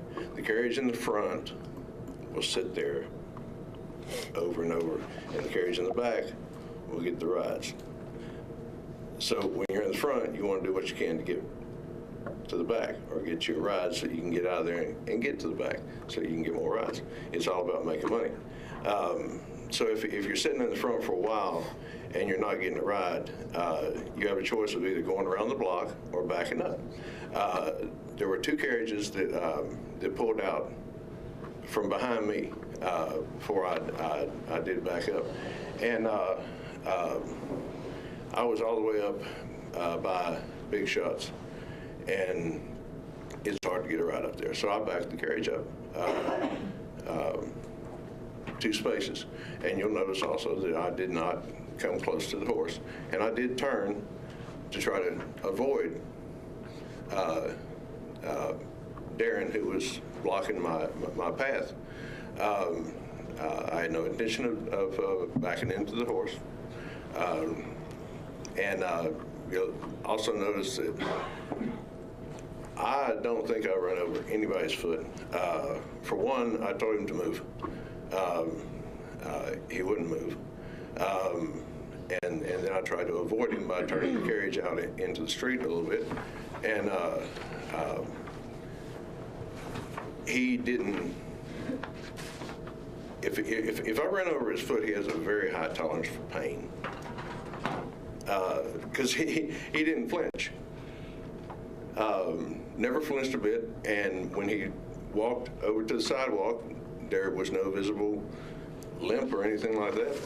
I don't think I ran over his foot. I think that I was trying to back the carriage up to better my chances of making some money that particular night, and I told him to move out of the way. He wouldn't move out of the way, but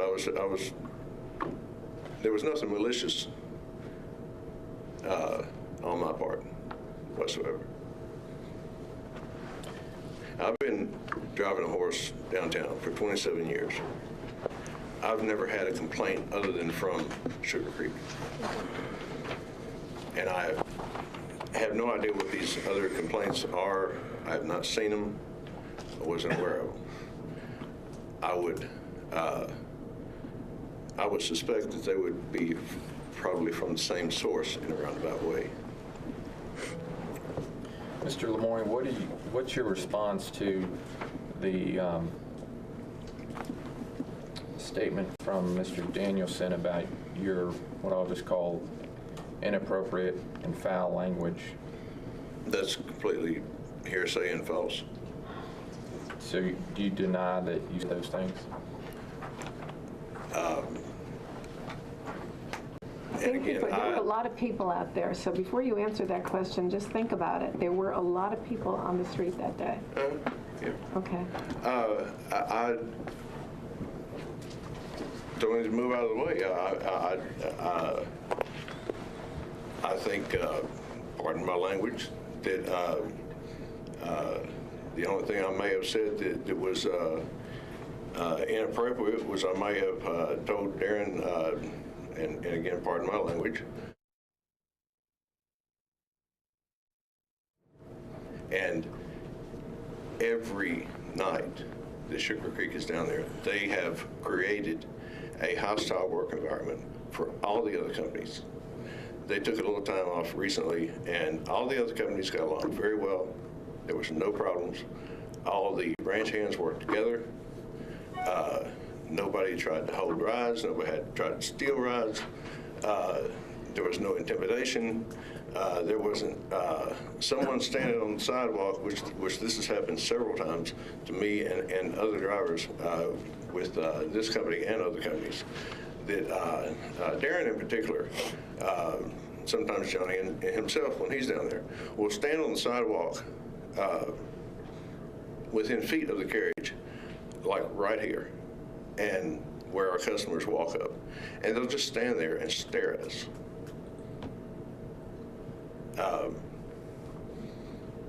For no particular reason. And also we have heard some reports of them telling customers false statements. Like, for example, we carry whips on our carriage, which are not for the horse.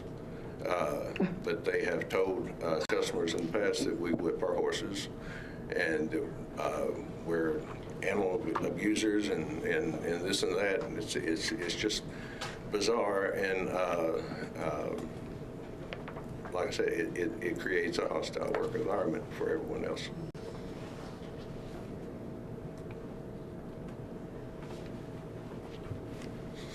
Did you bring anyone with you from any of these other? No one, for various reasons, no.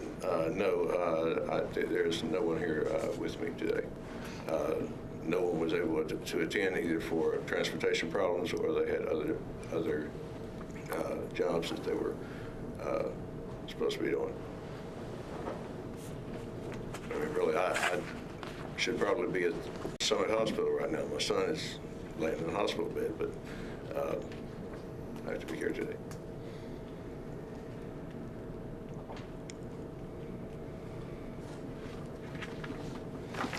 Thank you.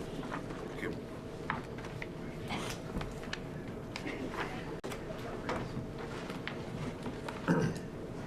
Mr. Chairman, the other video, which is here, was not of the event, but it was of the time immediately following it.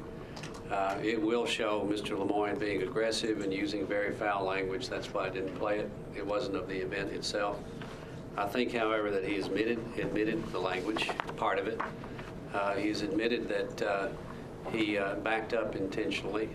The best that can be said is that it was an act of at least negligence, probably gross negligence. He knew there was somebody there and he did it intentionally. That's the definition of gross negligence. This is here for the commission to see if you wish, but it's just an angry Mr. Lemoyne saying ugly things. That's what it is. Is he saying it in front of passengers or tourists? Yes, both of these incidents occurred with passengers. Well, in fact, he's admitted that on the first one, that he was talking to his passengers. They were in a position to hear all of the language that was used, and as has been pointed out, it was a very busy evening, so there were plenty of people there to hear it.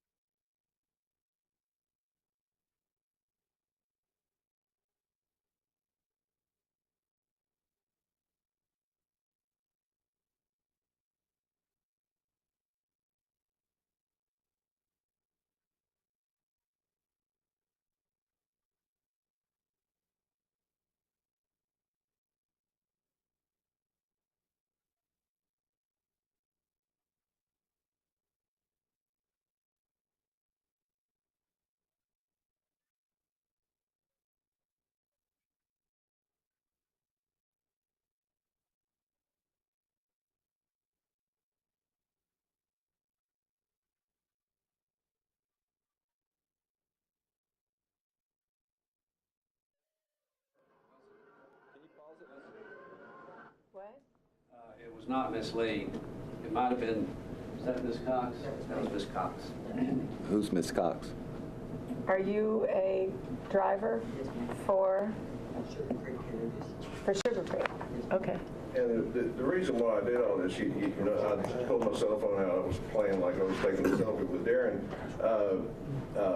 because he was doing exactly what I just said that they were doing, is standing beside the carriage and just staring at us. Intimidation. Over to the wall to me when you walked over.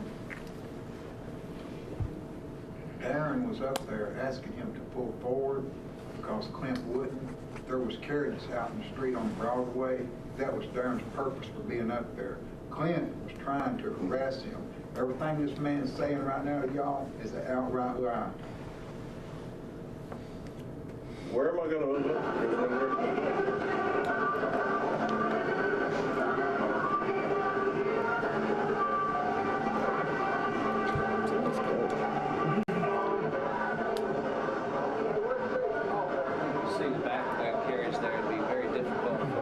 Put its head through it. Yeah, I was wondering about that. On top of the trunk, which is dangerous, and you'll also notice there are no carriages out in the street behind us. Play to keep on.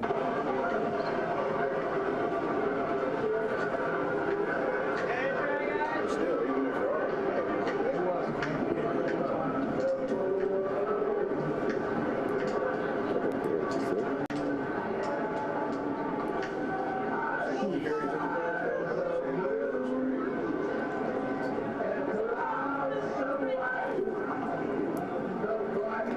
You saw him get in my face?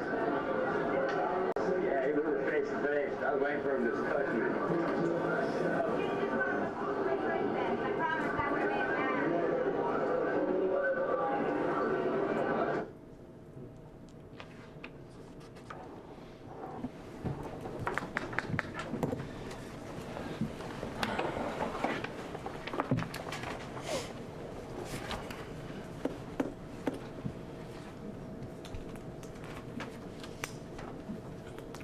Mr. Fields, what are our options here?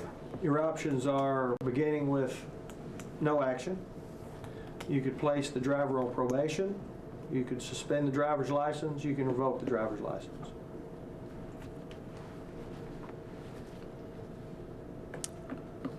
Mr. Fields, do you have any input or any history on this? Well, we have had long history of problems among the companies. They're very competitive. Most of the complaints that do come in are, as Mr. Blackburn described, he said, she said, that puts us in a place where unless an inspector or a police officer saw it, we're not in a place to be able to say it happened or didn't happen. The introduction of cameras and videos certainly changes it in terms of being able to see actions on the street. I have a question for legal on what are the explicit rules on standards of conduct that we have, that the commission has passed for carriage drivers. There's a long list of conduct of drivers. Most of it is aimed more at care of the horse and such. In the ordinance 12.54.200, it says, Part 1 says, a driver shall at all times, number 1 says, act in a reasonable, prudent, and courteous manner. If you go back further, if you go back under 1254.180, where it talks about denial, suspension, revocation, appeals, it goes through and says when, what may happen in terms of what the director may do, and of course anything the director can do, the commission can as well. It says the commission director may revoke a horse-drawn carriage driver's permit if he or she determines that the permit is engaged in conduct detrimental to public safety. The carriage rules are not as explicit as taxi cabs and some of the others. If we choose to revoke the permit, is there a time limit that he can reapply for another permit? Or is that permanent? I'm sorry? You could probably make it permanent. I have to look. Yeah, I think a revocation under this particular ordinance, there is not some they revoke, they can't reapply for a time period. I'm not saying, and I will pass the law over the legal, if I suspend, I have a 30-day ability. Beyond that, I can't suspend more than 30 under this ordinance. But we can suspend for longer than 30. You can suspend. What's the rule number again for acting at all times reasonably in a prudent and courteous manner? 1254-200. With your long history with this, and I know I've been a commissioner for 4 years, and I've seen this come up so many times, what would be your recommendation for this? You know, the biggest problem that I have is it's always about personalities. You know, I've worked with those two gentlemen, Mr. Smith and Mr. Lemoyne, since the very beginning. In 2002, 2001, they and Mr. Lemoyne's father participated in actually drafting 1254. And as they'll recall, and they're both nodding their head, meeting after meeting and working together. I don't know what has happened between them exactly, and there's no way for me to know because I wasn't present. In a case like this, you know, part of the problem is again, I didn't see it. But with witnesses that are testifying that something did happen, then something happened. Again, it would be better, you know, for instance, if the video was right on his foot, or if the video was at a different angle, or if there was another camera angle. But, you know, clearly something happened down there, and that's where, fortunately, we have a commission to hear and to see and to, you know, base on, you know, to make an opinion based on that. You know, I would encourage you not to do it on the history, but if you want to take action on a specific event, then clearly, I mean, there's no debate over the history. You know, I had someone out there that day, I don't even remember, it was someone who works for me who came back and told me that story and told me about what had happened and said, aren't you over those, the horse-drawn drive? Let me tell you what happened when I was out there. So it happened. It definitely happened. Mr. Fields, if Mr. Lemoyne is convicted of aggravated assault, let's say he's charged and then convicted of aggravated assault, would he be prohibited to operate a carriage? He would be prohibited. Even though the permit had already been granted? Correct. We would, at any time, normally, oftentimes we may not know about it. In this particular case, clearly we're on notice. Anytime we have a driver of any of our vehicles and we're on notice, then we will monitor it to see what happened with the charges. And if they were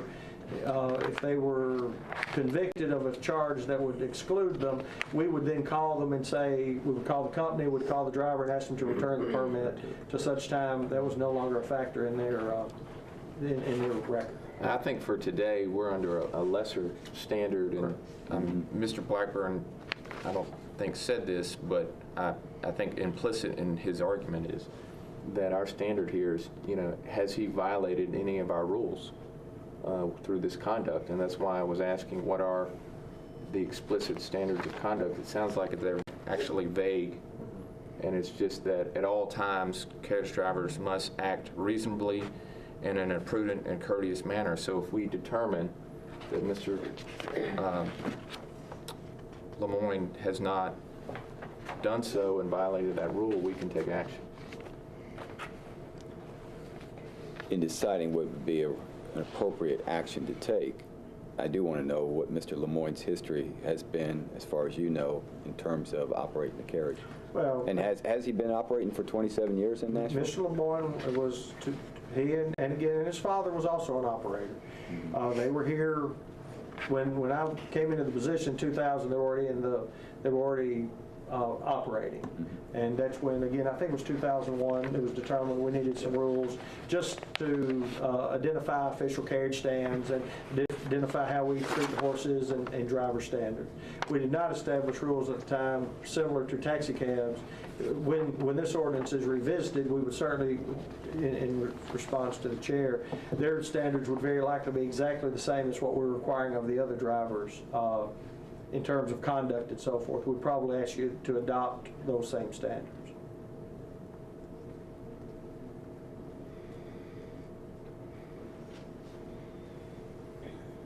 It appears to me it's actually silent on whether the revocation could result in a new permit or the revocation could be permanent, which again leaves a very vague area with respect to revocation. So you would say suspension would be a better way to approach this? If you didn't want it to be permanent. This is going to be fun, me speaking for my lawyer. What I think is, if it's revoked, we're not sure, in the other ordinances, if you were to revoke the permit, there are provisions on which they could come back for a new permit. In this particular case, it appears that it's silent. So I think it'd be prudent for us to come back and actually the rule that would address that, which is similar to what we would have in the other ordinances, because if we would, my common sense tells me that if we would assume it's okay in the other ordinances, it would be okay in this one. Now, is that about right? Well, or in the alternative, because there is a gray area, that gives you the right to sort of mold an order of your liking, because there's nothing that prohibits you from doing that. A precedent, to set a precedent. Correct. I have a question. We're talking about the driver as opposed to the company at this point. I was going to ask you that. Is he a permittee or a... He's a driver. He's a former company owner. He was one of the original company owners. But a driver at this point. He's a driver at the present time. And just to clarify, because I want to make sure that we are considering all the possible rules in terms of what we're examining here. In the carriage ordinances, there's nothing about obeying traffic laws and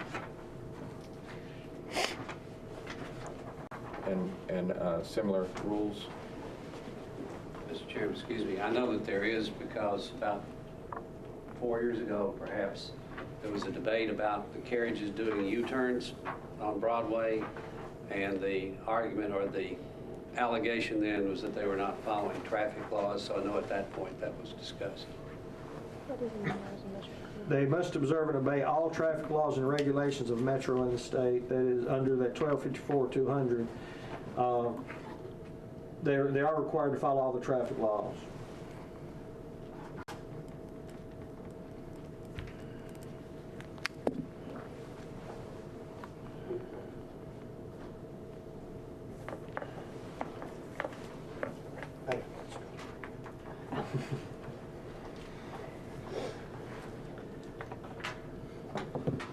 See that, Mr. Brooks?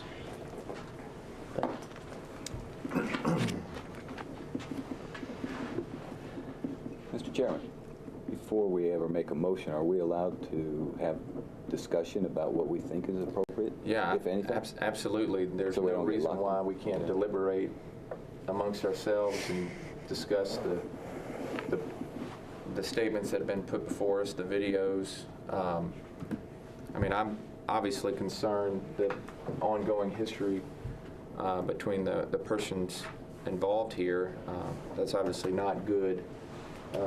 Just in general, that there's the acrimony that is apparent between Mr. Lemoyne and various personnel at Sugar Creek.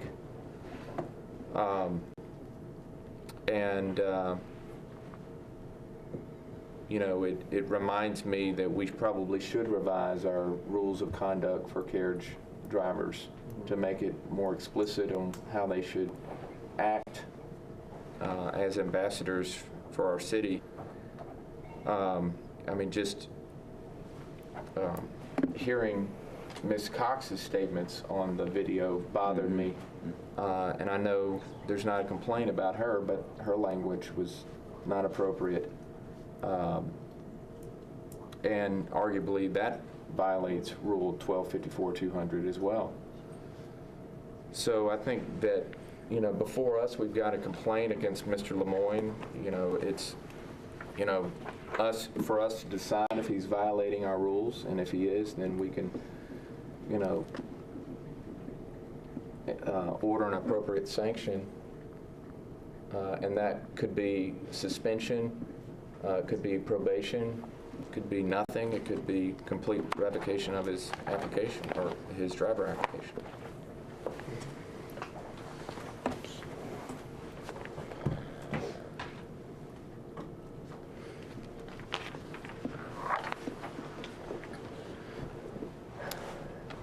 Well, my thought is that we have proof before us that there has been non-prudent and non-courteous manner by Mr. Lemoyne on those occasions. So I think there is a violation of the general standard that we hold carriage drivers to. I agree. I agree. But I'm also influenced by your father having been down there and you being there 27 years, and also influenced by the animosity that I could see going on in general on this video. I can't say it was just completely one-sided. I think, though, that there seemed to be an antagonizing by a number of people.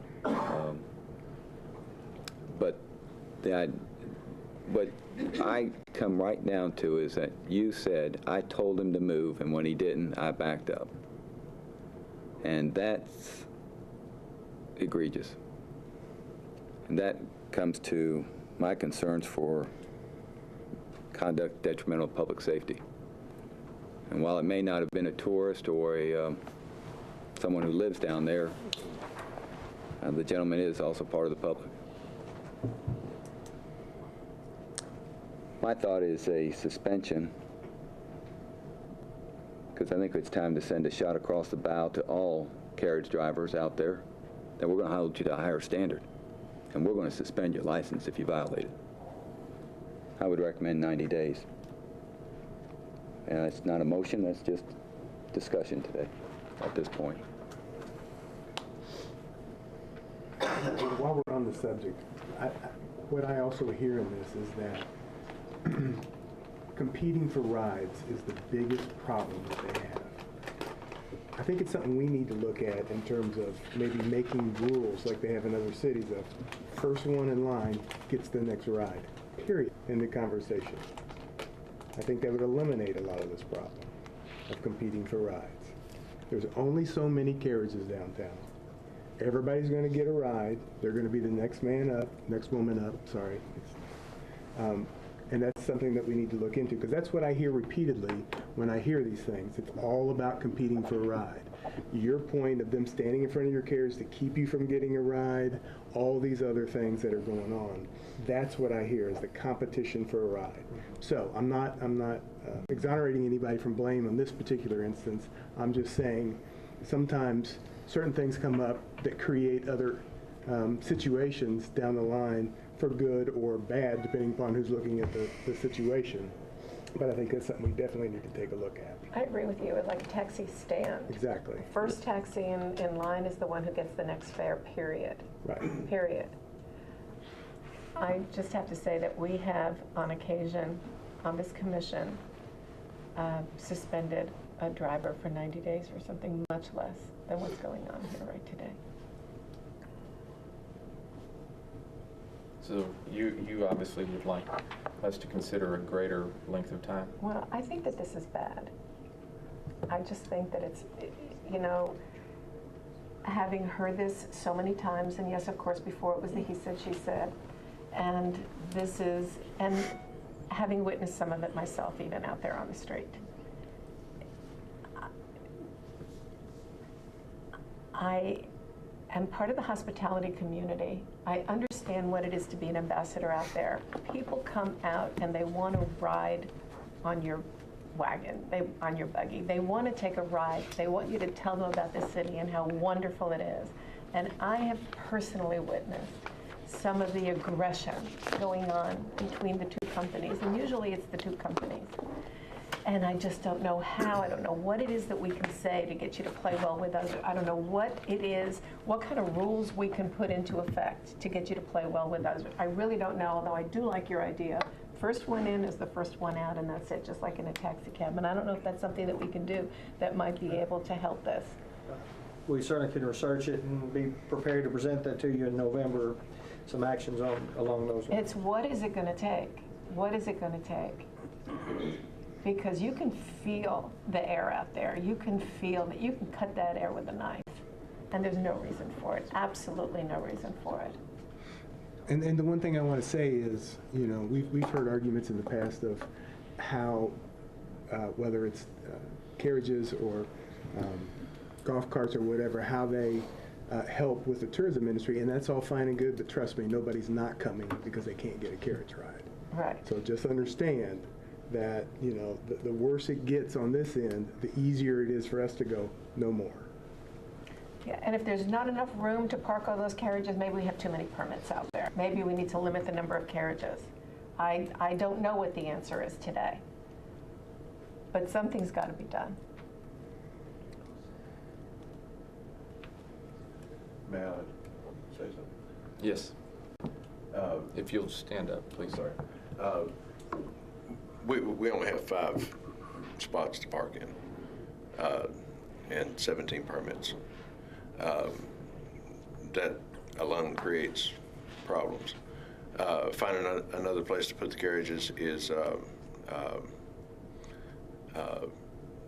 been a big problem. Definitely been a big problem. And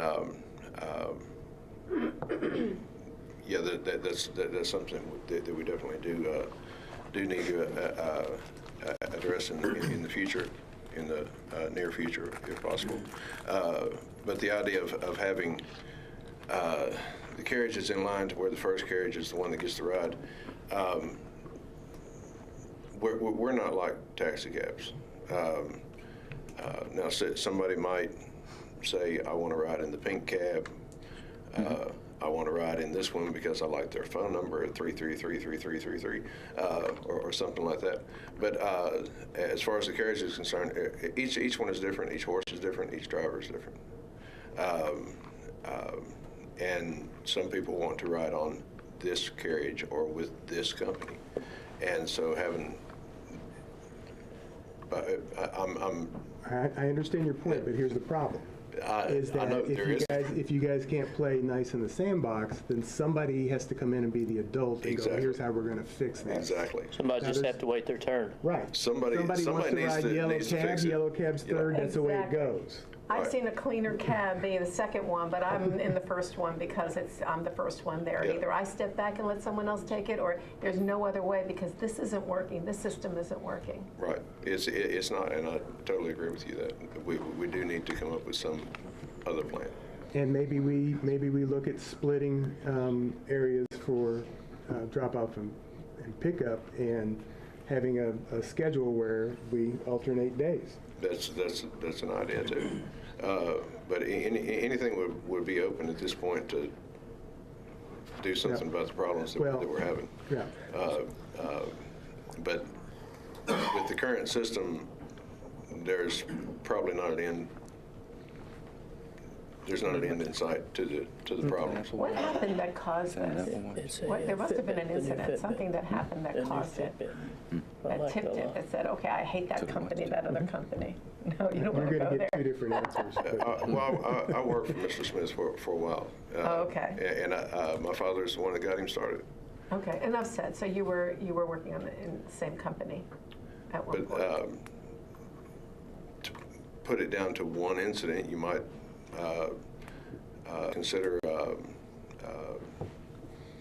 when I had some problems keeping my horses in at my home out in Hickman County, and I was charged with livestock at large.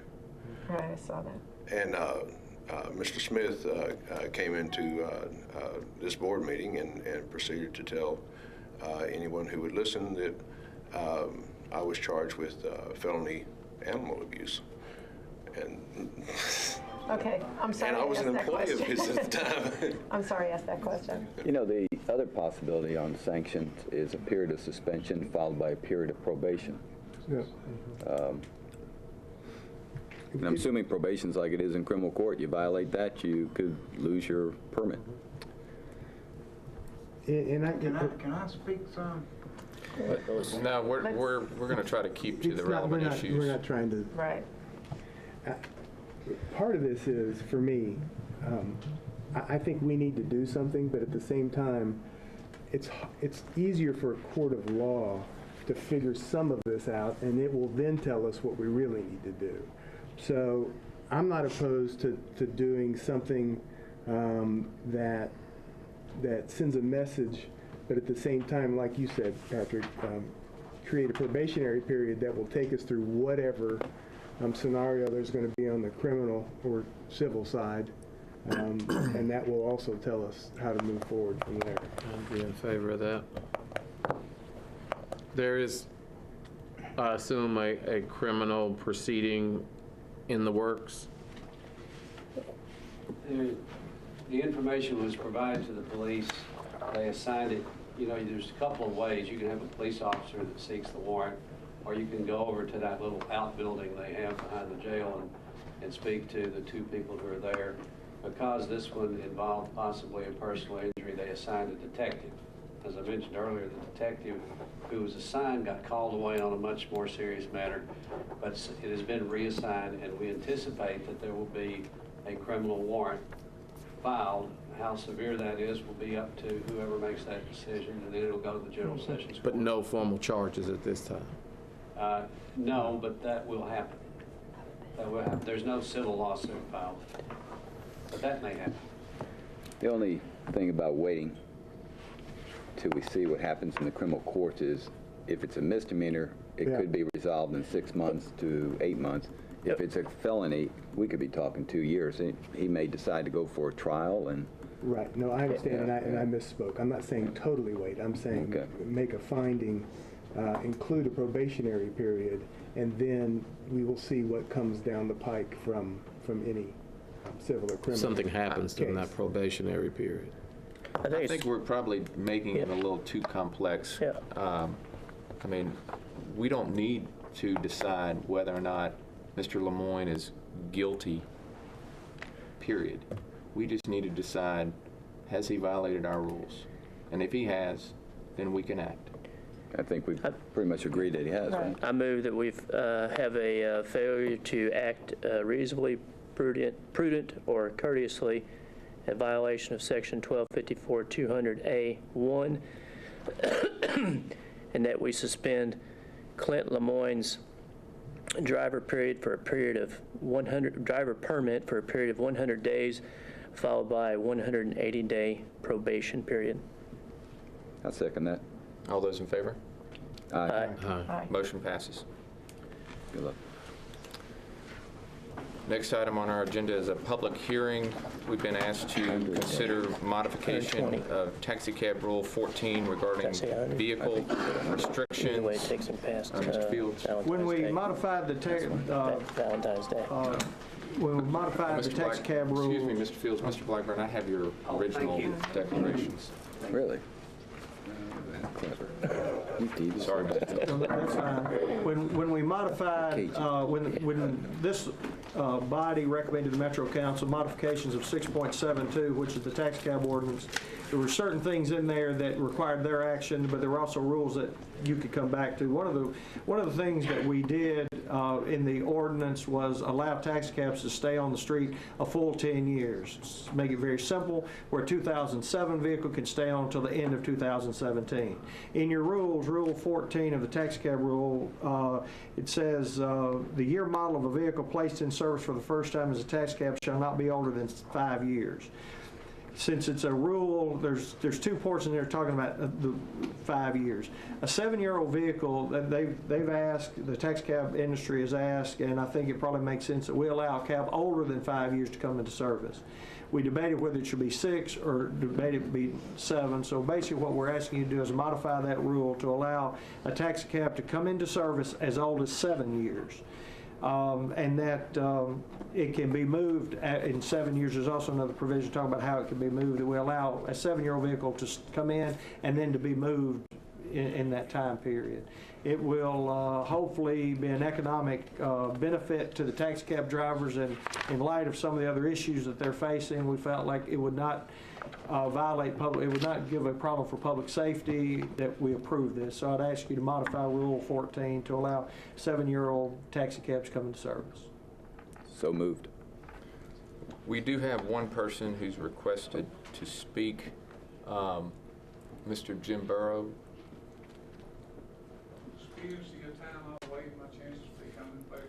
Thank you, Mr. Burrow. So would that equal opening the public hearing, closing the public And hearing? we'll close the public hearing at this time. Just what, from a rule standpoint. Make a motion to modify taxi cab Rule 14 to allow vehicles 7 years of age to enter into service. Second. All those in favor? Aye. Motion passes. Next, we have other business before us. There's a confirmation of certificate transfer for Pink Taxi and Quick Cab. Mr. Fields. As I indicated earlier in the meeting, anytime there's to be a transfer of a taxi cab company, your rules require, and unfortunately I actually wrote this rule years ago, that would require a 30-day notice to the commission and then actually take action at the following meeting. Unfortunately, I placed it on your agenda for an action last month, and it should have been a presentation. To make it very clean, and speaking with our legal representative, Ms. Ladd suggested that we just allow you to confirm your action in transferring Pink and American Music City. Basically just affirm your order from the previous meeting. Is it a transfer or a merger? It was a transfer. It was 2 different actions. It was a transfer. It was 2 transfers to the same person. And this is Pink and Quick? Pink and American Music City, we actually, we follow the procedures on Quick. I move to confirm. Second. All those in favor? Aye. Motion passes. Next, we've been asked to consider a request for interchange of drivers between Pink and American Music City. We allow Taxi USA, Allied, and Nashville cab drivers to all operate. Since it's owned by one company, we allow them to use a permit to operate on each company. We actually list their permits to Taxi USA. In this case, we really haven't talked much about how we would list the permits, but I'm assuming we would probably put American Music City and Pink on that, so it would allow a driver for one to drive for the other, since the company itself is all owned by the same person. Does that require a motion? It would be, there would be no question. Make sure if you would accept that. Move to allow the interchange of drivers between Pink and American Music City. Second. All those in favor? Aye. Motion passes. The last item is we've been asked to review meeting schedule for 2017 for the Transportation Licensing Commission, and also review certain application deadlines. We need to file we need to make a motion to approve the schedule. One of the issues that I wanted to make sure was clear is the filing deadlines, but if you would take action, the meetings are, for the most part, set on the, well, in fact, next year I think they're all set on the January through October, all set on the 4th Thursday. Always in November, it's set the week before Thanksgiving as always, and the one in December is set, I think it's the 2nd Tuesday or 2nd Thursday in December. The deadlines, since we have a deadline coming for the tax cab hearing in January, I thought the quicker we could actually place it, the less chance there would be for somebody to be confused when the deadline was. I make a motion to approve the meeting schedule. Second. All those in favor? Aye. Motion passes. And just to clarify, back on taxi cabs, Mr. Fields, the transfer request for Tennessee National, we need to not do anything for now. It was just presented to you. Thank you. I do want to, for clarification purposes, if you would, under the applications for the vehicles, the low-speed vehicles and the pedal carriages, there were, what this commission did, basically the same thing on both of them. We said there was not, they did not show that there was, that they had met the requirements on public convenience and necessity. Therefore, we didn't take any action. And then there were other actions as well. The one thing we were wondering, as I was speaking with Ms. Ladd, it might be appropriate in mass to just deny the applications because, again, in reality, by not finding, you can't give. But if we fail to deny, if there happened to be an issue saying, well, it was never denied, this just basically follows the action you've already taken. It's not a new action, it's just simply confirming very formally that action. Would they need to reapply if we deny? Well, what we think is when they didn't find any public need, when you found there was no public need, then the applications they go away. They don't exist anymore because this way it's clear that if, for instance, next year you just adopted schedule, so next August, unless something changes between now and then, by July the 7th at noon, anybody that wanted to have a company, an LSV company or a pedal vehicle company, or any existing company that wanted to add vehicles, they would have to apply by July the 7th at noon. You would have a hearing in August next year to basically go through what you've just gone through this August and then completed today. So it would be someone couldn't come back next year and say, well, they never took action, so I've still got an active permit. And a year is a long time to leave a permit laying out there without being updated. I understand. I think you're right that implicitly they have been denied as moot, but we probably do need to clear that up. Make a motion to deny the applications for the low-speed vehicles and the pedal vehicles that were on the agenda today. Second. All those in favor? Aye. Motion passes. Any other business, Mr. Fields? I have no more business. Move to adjourn. Second. All those in favor? Aye. Motion passes. And you will get across the bridge.